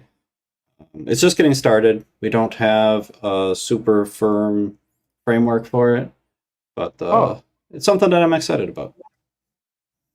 interesting. I'm definitely interested in learning about that. Yeah, if you could share the link whenever, or if you Yep, posted it, I'll definitely it's in the sign chat. up. In the chat for you. Oh, awesome. Um, okay. Oh, I see it. All right, Wait, terrific. okay. Let me see. Okay, I accepted it. Okay. And then the other thing I wanted to mention is, I kind of do want to like learn more about that and like seeing how each uh, seeing the value in each one of those for exactly what I'm talking about, right? In terms of like essentially disseminating information and hoping to convince the person to become vegan, right? That's what my ultimate goal. Because you asked what my goal is, and ultimately my goal is to disseminate enough information and get over you know get past people's cognitive dissonances because there's a lot of that from what I've experienced. Okay. And I guess in regards to that, I've heard a lot and lot of like uh, I guess you could call them objections. I would call them Mm-hmm. excuses, but you can call them objections, right? And so so yeah, I mean, I I I can maybe pitch some of those to you while we do the role play. Oh, I have a question. Okay. Would it be at least like any level of like validating or satisfying if you felt understood by someone, even if they didn't change their mind?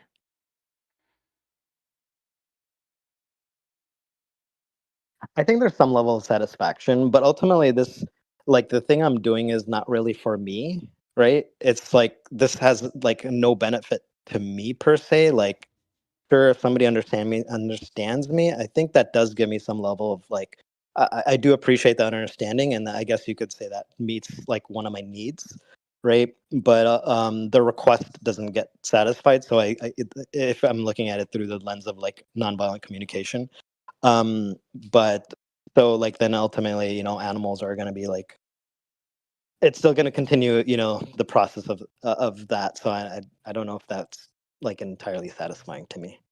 Sure. You have a goal, like a really important goal. Yeah, exactly. Okay, I'm ready. Okay. Okay, let's get started. So within this role play, Dingus, what do you think? What are your stance on consuming animals? Yeah, I think it's fine. I think I think that's their purpose, and that's what they're here for. Okay, gotcha. And what brings you to this conclusion?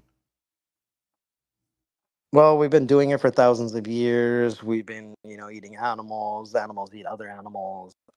We need it, protein. The list goes on and on. Okay, so there's kind of a tradition that has been going on. Yeah, you could say that. Okay, Yep, you could say that. a tradition. Okay. Maybe it's been necessary at points for people or cultures to survive. Yeah, exactly. Like you need to get protein. Okay, that's great. Okay, with regards to this tradition, why is this important?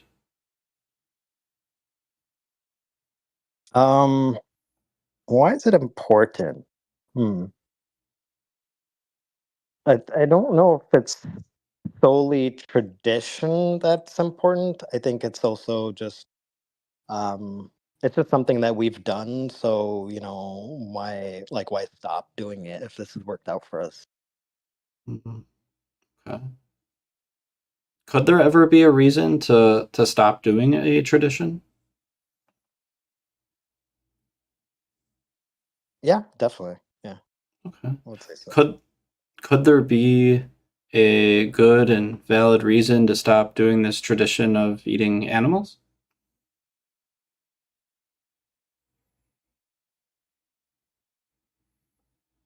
There could be. I just don't see one right Hmm, okay. Um, what could you what do you think you could discover that or learn that could lead you down a path to finding that reason, that potential reason?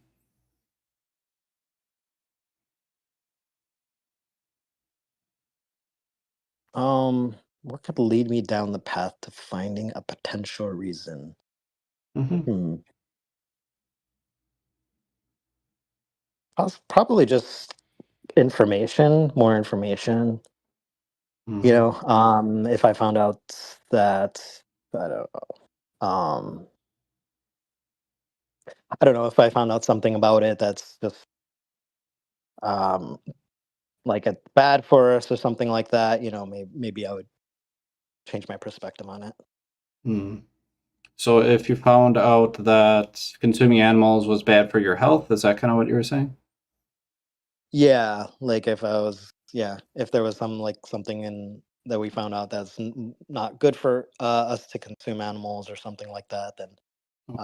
I think it would be it might change my mind, but from what I've seen, like we can be perfectly healthy eating animals. Mm. Gotcha. Are, are there other challenges to that kind of lifestyle change for you? Other challenges? Mm, I Yeah, I would say so. I think that like it could be inconvenient, to stop consuming animals at least in this day and age. It could be, um, I don't know if I would get I would be able to be healthy without eating animals. It might be a challenge to be healthy. It might be um, uh, tricky in like social settings. Mm. Okay. We went down kind of two different paths here. So we have kind of it might be a challenge lifestyle wise, and then went down a path of what you could learn that potentially could change your mind from kind of a logical standpoint, I guess you could say.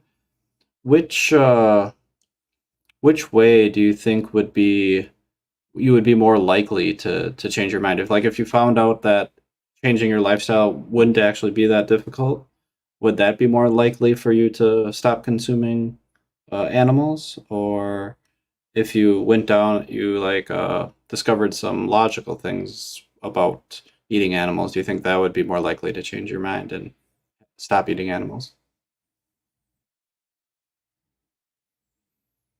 I mean, at this time, I don't really have a compelling reason to make me stop, and I don't really know what that reason would be. I mean, I gave you kind of one example where if I knew my like life was threatened or my health would be threatened by consuming animals, then maybe that would, motivate me to stop. Gotcha. Mm. Okay.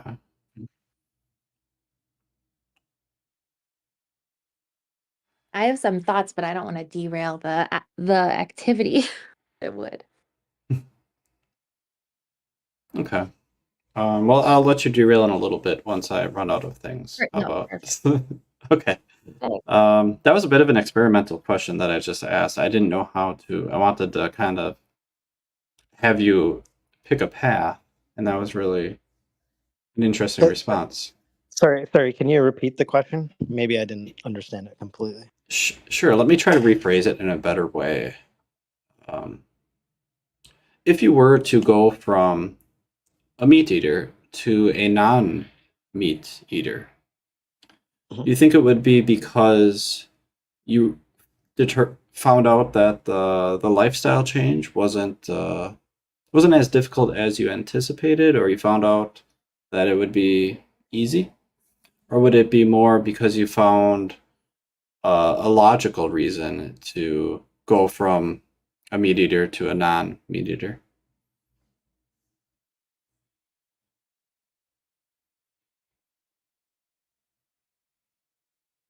Hmm.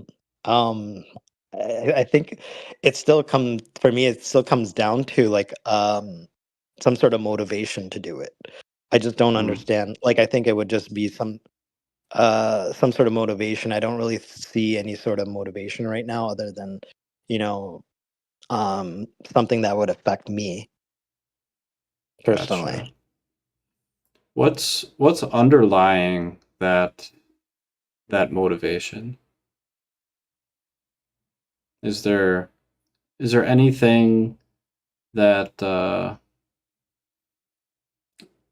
is kind of a lack of motivation not to eat animals, but you don't really have the Yeah. motivation to eat animals? Is that kind of what you're saying? Maybe I misunderstood initially. No, I have like a motivation to eat animals. They're tasty, they're Okay. delicious. They supplement me with like vitamins and minerals and protein and and it's quite a feat to make a changes in my life to remove that from my diet and could be quite inconvenient and could possibly also quite unhealthy for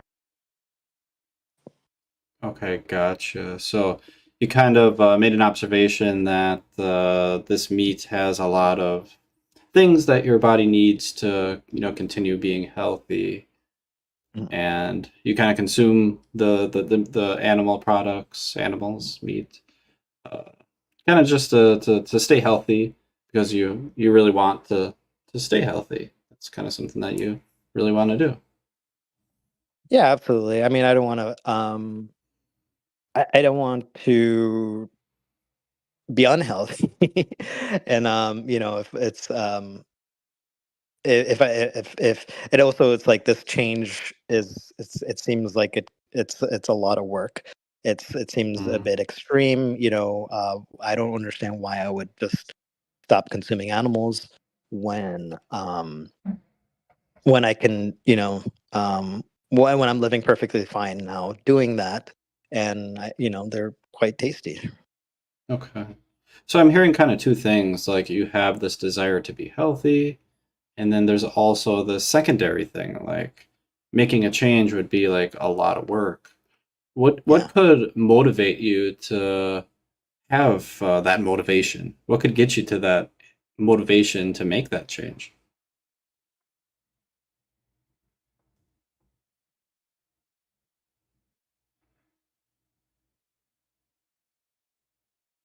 Sorry, it takes me some time to put myself in this like mindset. I'm trying to think. Yeah, no worries. Um, what would get me the motivation to make that change?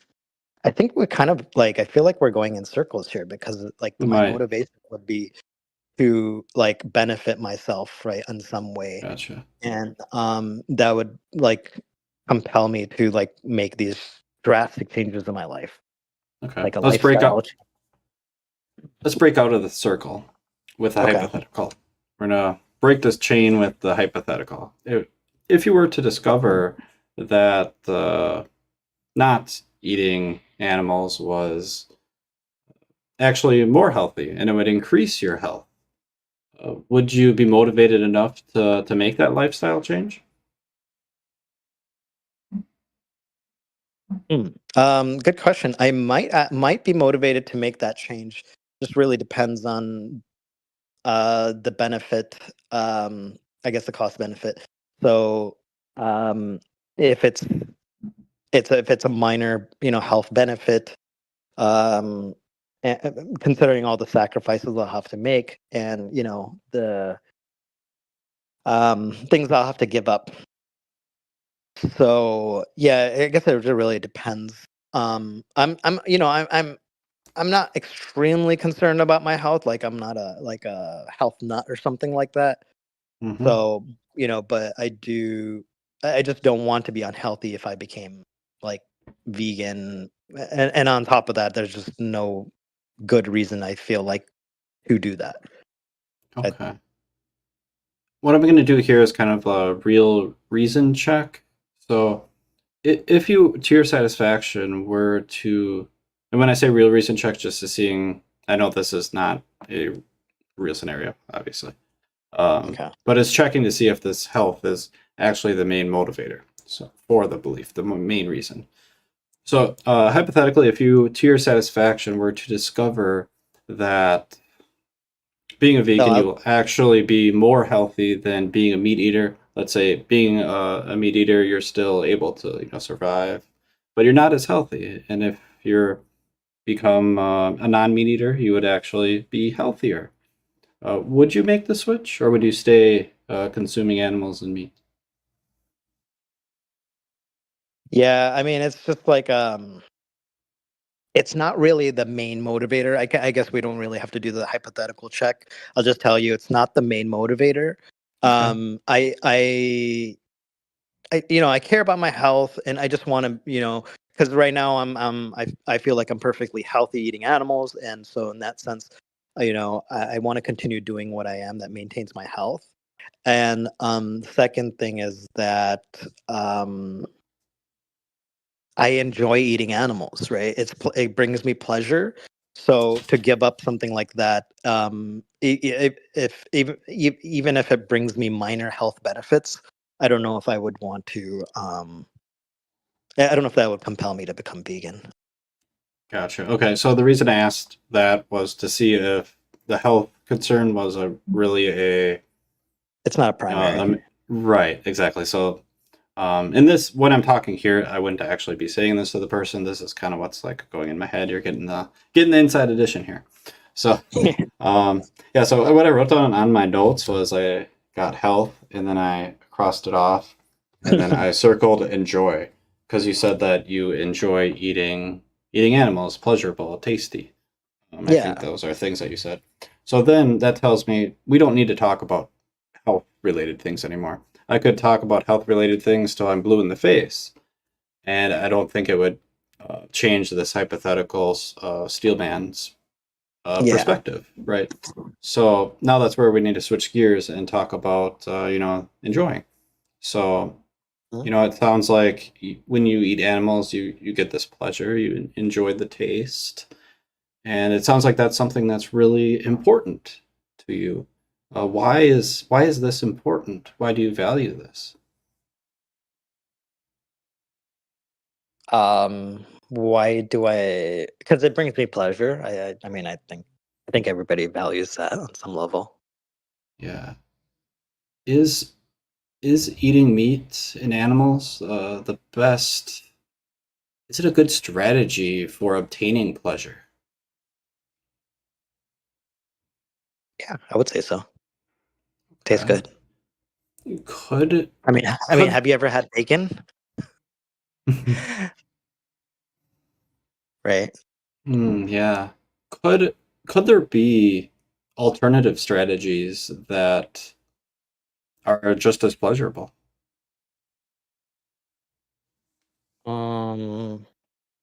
Alternative strategies. Yeah. I mean, there's other things that bring me pleasure, but it's just, Hmm. like, you know, it's just like one of the pleasures in life. Okay. Hmm. How do you if you woke up tomorrow morning, you went to bed, woke up tomorrow morning, and you could never uh, consume animals ever again, how do you think this would change your life? Mm. Can you hear me? Yeah, I can hear you. You're good now. Oh, okay. For some reason, it still shows on mute. Um, can you give me 1 minute, please, or like 30 seconds? Sure, sure. Actually, if you can repeat the question, that way I could. About it. You want me to repeat it right now? Yeah, please. Okay. If you were to go to sleep tonight, wake up tomorrow morning, and you could no longer consume animal products for whatever unknown reason, how do you think that would change your life? What would be different? How would you feel?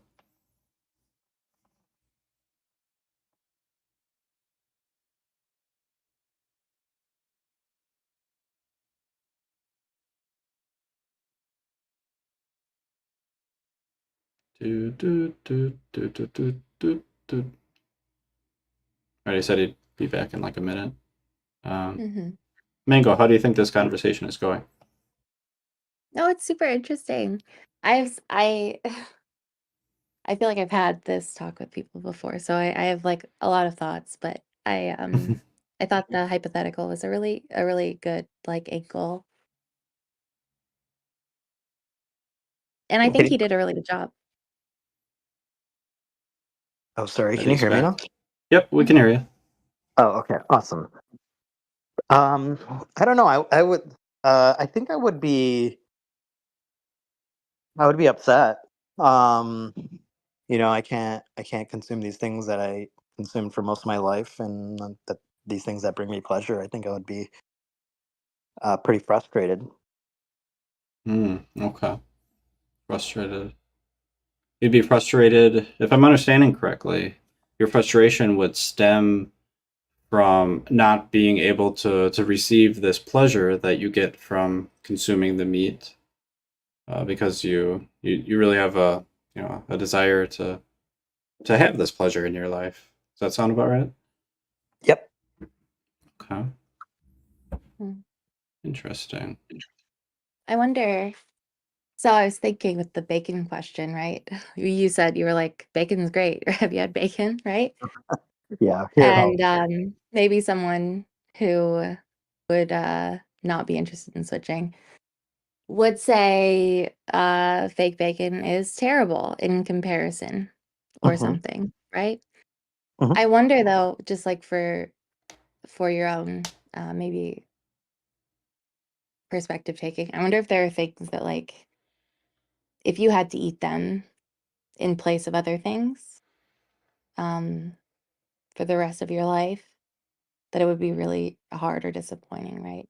There's definitely foods don't like, or like, if, mm,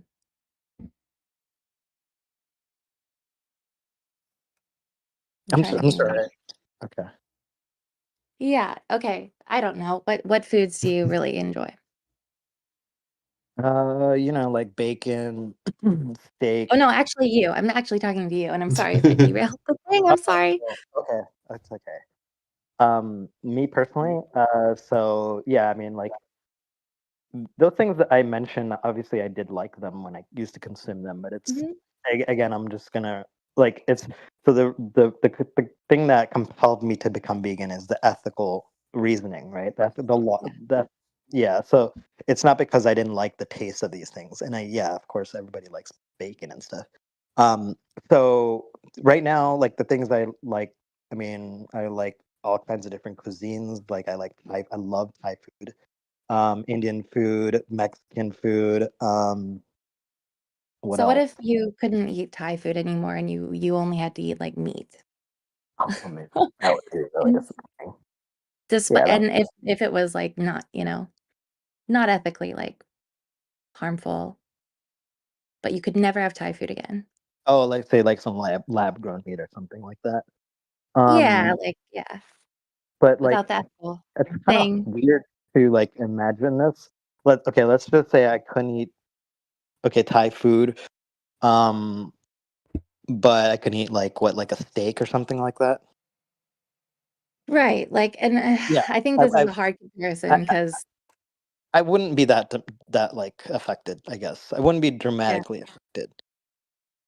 I'm trying to think of something as impactful because meat is very impactful to someone's life, right? Like, maybe like bread. I don't know if you eat bread or rice. I don't eat bread. I do eat rice. Yeah. Mm. I mean rice. It's not like um.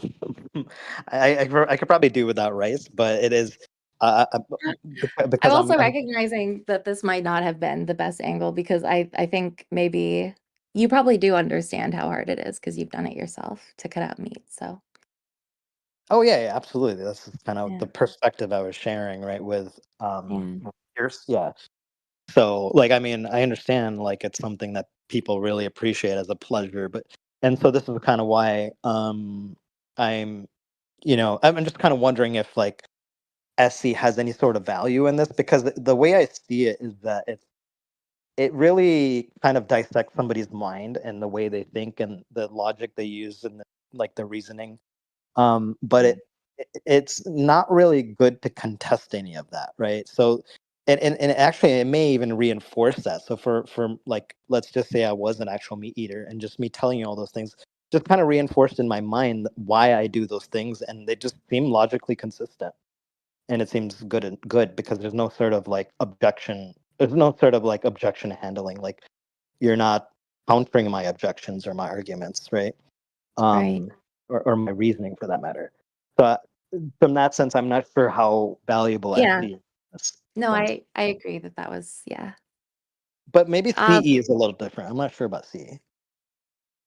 something I wanted to share earlier that just to like relate, I think, to your experience with this stuff. Um, my one of my good friends is vegan. I lived with her for a while. I'm actually at her house right now, house sitting and pet sitting. Nice. Um, and living with her, honestly, food's great. I do think I felt better. So there's definitely like, did I stop eating meat? No, I didn't eat it in the house just because, not because she told me to, just because It's I respect, respect, right? yeah. Yeah. But there were a lot of benefits. At the same time, I'm native. hmm Um, my family hunts moose, catches fish. That's like a huge part of our freezer for the year. Not getting one would really be, and I know for other maybe native people, it's essential. Um, I think I don't think that that actually like, I guess for me, if there is a morality aspect, um, there would be some like some excuses, I guess, uh, some reasons that would allow for it, like survival. Well, I mean, Um, okay, so I will say, so this is something I guess a lot of people don't understand. Like veganism is based on that premise, right? It's mm, if you don't need to eat animals to survive. Like it's not like everyone in the world, every single place in the world, it's morally wrong. If you need it to survive, then it's like a moral justification. Like it's justified. Like I'm not going to tell somebody to die, right? If you have the privilege and the benefit of like not eating animals, like and in most cases, most people have that benefit. Then it becomes right. a moral obligation. And so that is like an underlying premise of veganism is if it's unnecessary for survival. I really appreciate that perspective, and I think this is like something that I think is really a challenge in society is how we have different definitions because I've never heard that like specific definition for veganism. Um, and we all have different definitions in our mind, right? And it makes it really challenging to communicate. But that makes sense to me. I appreciate that. Yeah, I mean, it's just like I don't know if it's like in the definition, but it's an underlying premise. Yeah, I'd have to double check For the definition. for most vegans, Oh yeah, did you say? absolutely. There's no vegan in the world that'll tell you. Well, I shouldn't say in the world, but there's Yeah. no vegan that'll tell you, because morality is against subjective. But like most vegans will agree with that. In a case of survival, where like the only thing you can eat, like if you're stranded at a desert, like we get this hypothetical all the time. If you're stranded on a deserted island with a pig and nothing else to eat, which is like okay, sure, like what is the pig eating, right? But in that scenario where like there is nothing else to eat, then okay, sure, killing the animal is justified. It wouldn't be a moral obligation to kill yourself and just die, right? So yeah, in those scenarios where like like maybe some places in the Arctic, where the only thing they can eat is animals, like that would be morally justified. But for most people in the world, they have other. I mean, in the poorest country, Burundi or whatever in Africa, like literally they eat rice and beans. Like if they can do it, most other people can do it. But so yeah, that is just wanted to give you a heads up. That is like, and most vegans will agree with that. Yeah, no, that makes sense. Yeah.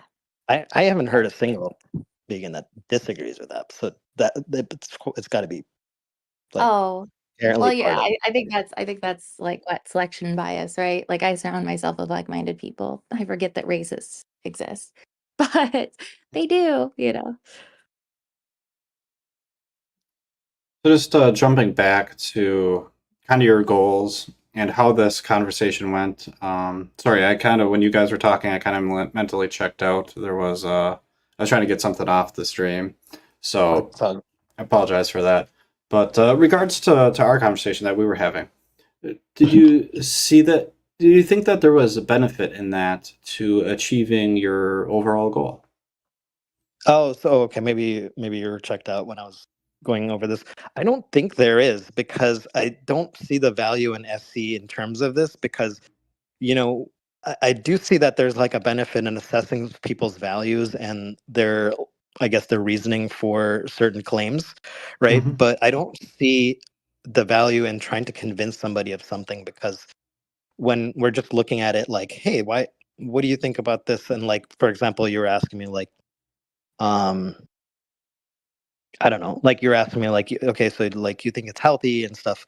Yeah. And that's why you're doing it. There wasn't any like, I guess retort or any sort of like alternate information, right? So you weren't saying, hey, there's actually this information that shows like the other case, like eating animals is not actually healthy. It actually causes more disease and or like when I make like really like bad logical arguments like, oh, we've been doing it for thousands of years, and it's like, okay, Right. slavery's existed for thousands of years. Like all these other horrible things happen for it's not a good reason to continue doing something or that Yeah. it's a good thing.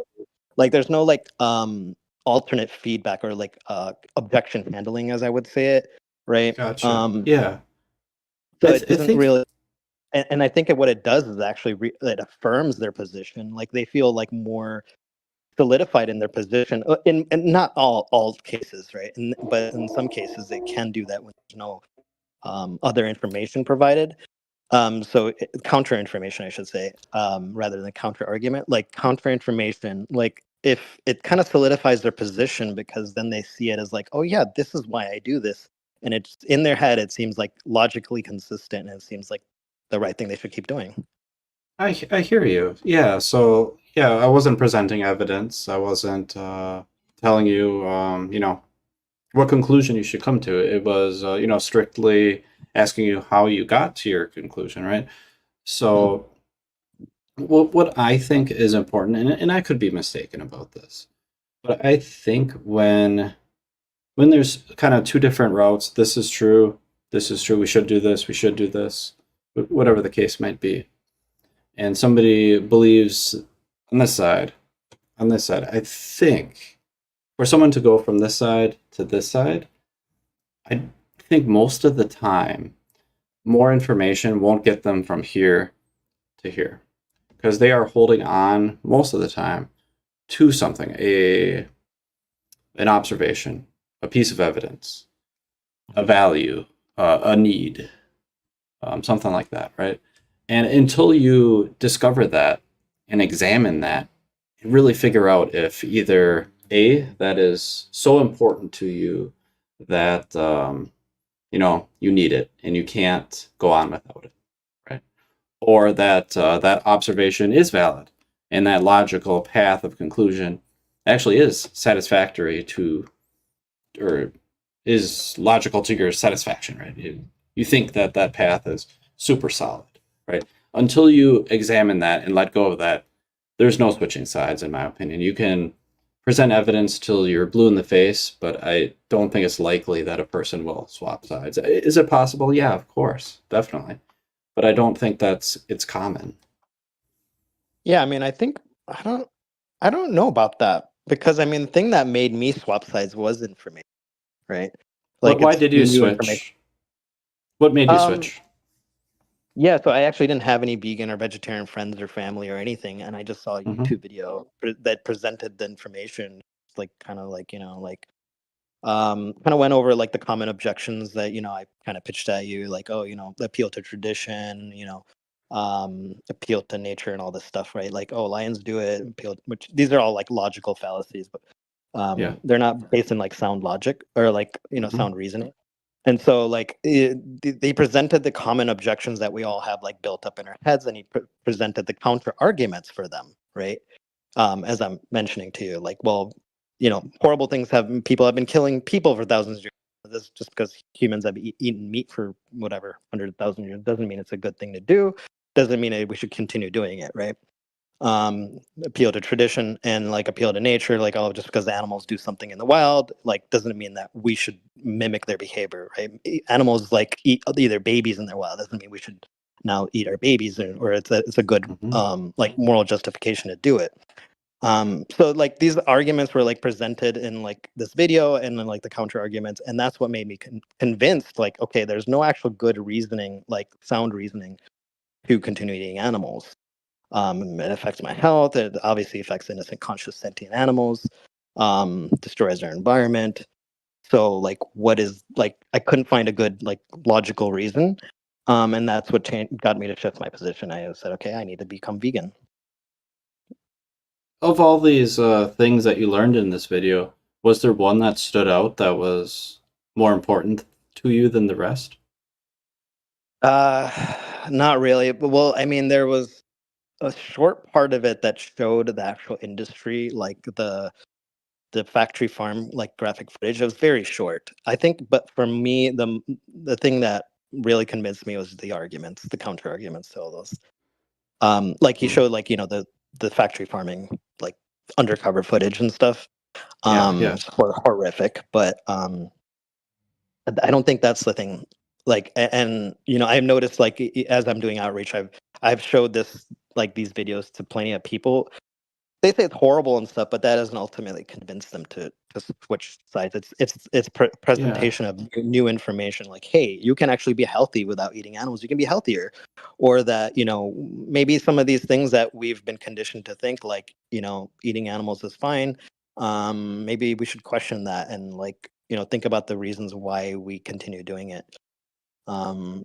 Those are the things I feel like are more um, get more That's people to change their position. so interesting. Like, I don't know what to think of what you just said. I feel like you described what I was doing in a sense, but presented it as more I don't know. I don't think we're very far apart actually. Because it sounds like you're saying that we need to figure out what the person values Yeah. and kind of appeal to that, right? Yeah. So Okay. that is well, kind of, yeah. Yeah, you're right. You're right. So like I do, because I believe morality is subjective. I always ask somebody if they like, if they're against like animal cruelty, or they're against animal abuse and stuff like that, because that gives me a baseline understanding of their morality, towards animals, right? And like, because people put animals in a different bucket than humans, and so like that's why I ask them for, usually that's one of my first questions. um and so, even though there's like, so then like, then a lot of times they'll try to like say, well, oh, these animals though, like these dogs and cats though, these are the ones that I'm worried about animal abuse with. These other ones, not so much. So then I try to Mm-hmm. get through the like a logical, um I try to kind of dissect it logically, I guess you could say, with SE strategy. So that, in that sense, I guess you could, that SE would be useful, is to kind of dissect why they feel that these animals deserve moral consideration, these animals don't. Yeah, I think it might be SE-esque. It might be kind of presenting an argument which might not really jive, but it's sort of there. There's might be an element there. Yeah. There's definitely utility. I wish, I really, actually, I do want to practice it, but out. I've been. Yeah, you're in the vegan world server, or I know Mm-hmm. you've did some stages Yeah. on there. Yep. I got a room set up for SC specifically, but I just need more Awesome. practice with it, and yeah, maybe you can help me. Maybe one day we can go in there and we run SC on people. But Sure. I'd love to do that. that sounds awesome. All right. Well, I, we have to get to the after show. We're running 30 yeah. minutes late here, so Okay. we'll leave it at that, and I'll take you up on that opportunity someday. Send me a message. Sounds good. All right. Cool. All right. Then, with that being said, I'm going to move you to the audience.